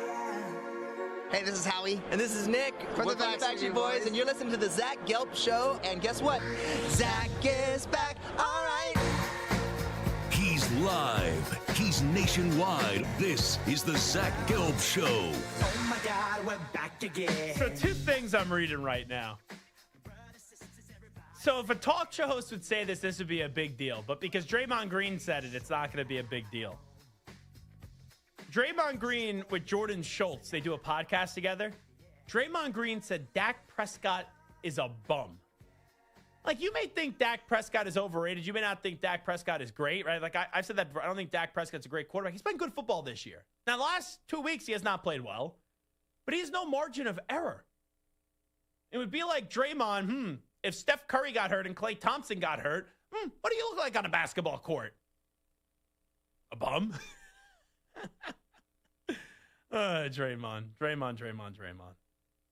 And that's still why there needs to be platforms like this. You know, a lot of times people go, athletes could just do shows right now. If that's the analysis we're getting, that Dak Prescott is a bum from Draymond Green, yeah, that makes me really want to listen. I think Jordan Schultz actually going to join us at some point this week. I'm not crapping on Jordan Schultz. I'm crapping on Draymond Green. Also, Samter's buddy, John Gambadoro from Arizona Sports, he actually, let me pull this up. They had Jonathan Gannon on. That's the Cardinals radio network, right? Samter 98.7 out there in Arizona? Yeah, Arizona Sports. So they had Jonathan Gannon on because some of the Schefter reporting was like, okay, they talked about the injury, but then they're going to Jacoby Brissett. Now, is that because of the injury or is it because you just don't believe in Kyler Murray anymore? Well, John Gambadoro tweeted out, Jonathan Gannon tells us that even if Kyler Murray was healthy, he was going to make the decision to go to Jacoby Brissett as the starting quarterback. So there you go on that. The Defensive Player of the Week is brought to you by Navy Federal Credit Union. Our members are the mission. This week's player is Vikings linebacker Eric Wilson. In Sunday's 27-24 win over the Lions, Wilson had 6 total tackles and 2 sacks. 888-710-4ISN, 888-710-4476. Let's go to Mike in Abilene, Texas. Good afternoon. Good evening, Michael. How are you? Good evening, Zachary. Best on the airwaves, best in the biz. You know, I've made several predictions on your show, and hey, I'm the first person to admit, I think we all know how harsh I am. I've made some wrong predictions, but when I'm right, it just feels so good. Are we done with Miami? Are we done, folks? Oh, yeah, absolutely. They don't even leave the state they play in, and when they do, they lose. Like, they're not going to make the playoffs. Carson Beck, like, congrats, buddy. You are who we thought you were. Again, I am harsh, so we have not played anybody. And we have to play someone at the end of the year that's not shouldn't be ranked, even though they only have 2 losses. But we will send them out of the rankings this year. We will end the slide. And we will begin the slide that no one wants to talk about, how we went 9 in a row before we lost a measly 4 in a row because they cheated. Like no one's ever cheated before in the history of the game. But I'll tell you what I'm interested in. Fake this. The college football playoffs this year is so awesome. I mean, we have a scenario where Georgia Tech could potentially beat their rival, Georgia, out of the playoff at the end of the season. We have a scenario where A&M could potentially knock off their longstanding rival, the Texas Longhorns, at the end of the season. This is awesome, dude. This is the madness that we've wanted and prayed and hoped for. There's going to be some more flops, you know. But you can't convince me, no matter what metric they looked at, that Boise State had any business being in the playoff whatsoever last year. I don't care what their record was. Yes, Ashton Genty was in there because they gave the Heisman to the wrong person. Hold on. They should have been in. Right. No. Boise State should have been in because one G5 school gets in. They were the best G5 school. They only lost to Oregon by 3 points. So there's a spot for the G5. So therefore, you know, a school like Boise State should still be in the college football playoff. They shouldn't have had a bye. That was the thing. Well, that was a big mistake, but I do agree. You know, G5 going to get in, but the reason Boise State got in is because their guy got robbed on the Heisman, and they had to give him something. No, you know what I mean? They got in because they were the best G5 school last year. Ooh, I don't even think they were. The point is now we're going to have 2 or 3 of them this year because I don't care what anyone says. The Big 12 is a joke. The ACC is a joke. And it's really just the Big 10 and the SEC. And really, the only representation from the Big 10 is only 2 teams. And I do. Three. You believe in Oregon? Ohio State. I'm saying Oregon lost to Indiana, but they're going to be in the college football playoff. And they will be I in the think Oregon playoffs. could still be good. I'm still, depending on the health of their quarterback and Dante Moore. They're weird, right? It's kind of hard. We can't really say for sure. We know they're who a very they are. good team. They got to go. They got to go show that they could win a national championship. You know? Exactly. I do think the 3 best teams in the country, though. If you maybe say, Zach, who are the 3 best teams in the country in no order? I would say Ohio State, Indiana, and Alabama. I would agree with that. Those to me are the 3 best teams in the country right now. Indiana beat Oregon and Oregon by 10. Ohio State, they beat Texas early in the year, so that matters. Outside of that, they really haven't played anybody, but we know that your team is absolutely loaded. Hey, I got to let you run because I'm up against it and the show's about to end, but thanks so much, Mike. But the structure, 5 conference champs get in. That's 4 Power 4 conference champs and then the highest ranked G5 champ. Last year was Boise State. No one's more equipped on the non-power conferences than me. Right? Like there was a year when Temple won the conference. They didn't go to the New Year's Bowl. Why? Because they weren't the best non-Power 5 school. It just depends on the way that the cookie crumbles. This year it's probably going to be for the American Athletic Conference. So you get 5 conference champs in. Then if Notre Dame has 2 losses or fewer, they'll get in. And then the rest is up for grabs. To Mike's point, I don't think the Big 12 and the ACC suck. They're just not national championship winning conferences for this year. They will each get a school in. If BYU is undefeated and they lose the Big 12 championship, that's the way that the Big 12 will get 2 schools in. But in all likelihood, you're probably going to see 5 SEC total teams in this year and then 3 Big 10. That's just the way that I think this is going to work. We'll talk about the college football playoff rankings that do come out tonight, tomorrow, and a whole lot more. Big thanks to each and every one of you for tuning on in. Samter, thanks for pitch hitting to start the show for the first 30 minutes that I'm out. Stu, thank you as always for being you, and thank you each and every one of you for listening. We out. Bye-bye. Peace.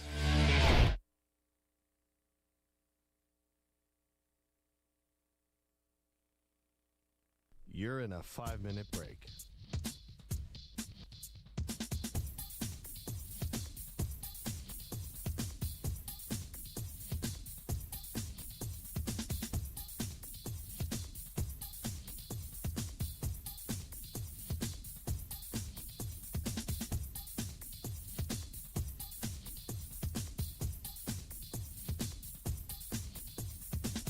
Four minutes, 30 seconds remaining.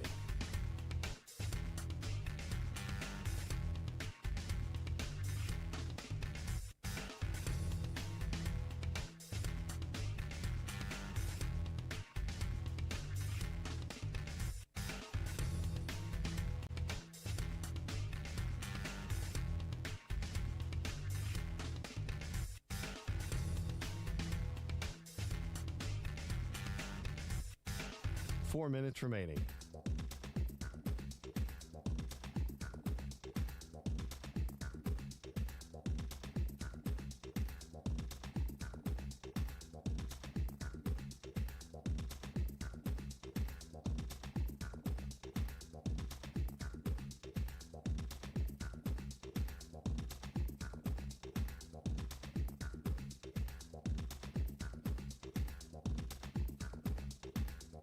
Three minutes, 30 seconds remaining.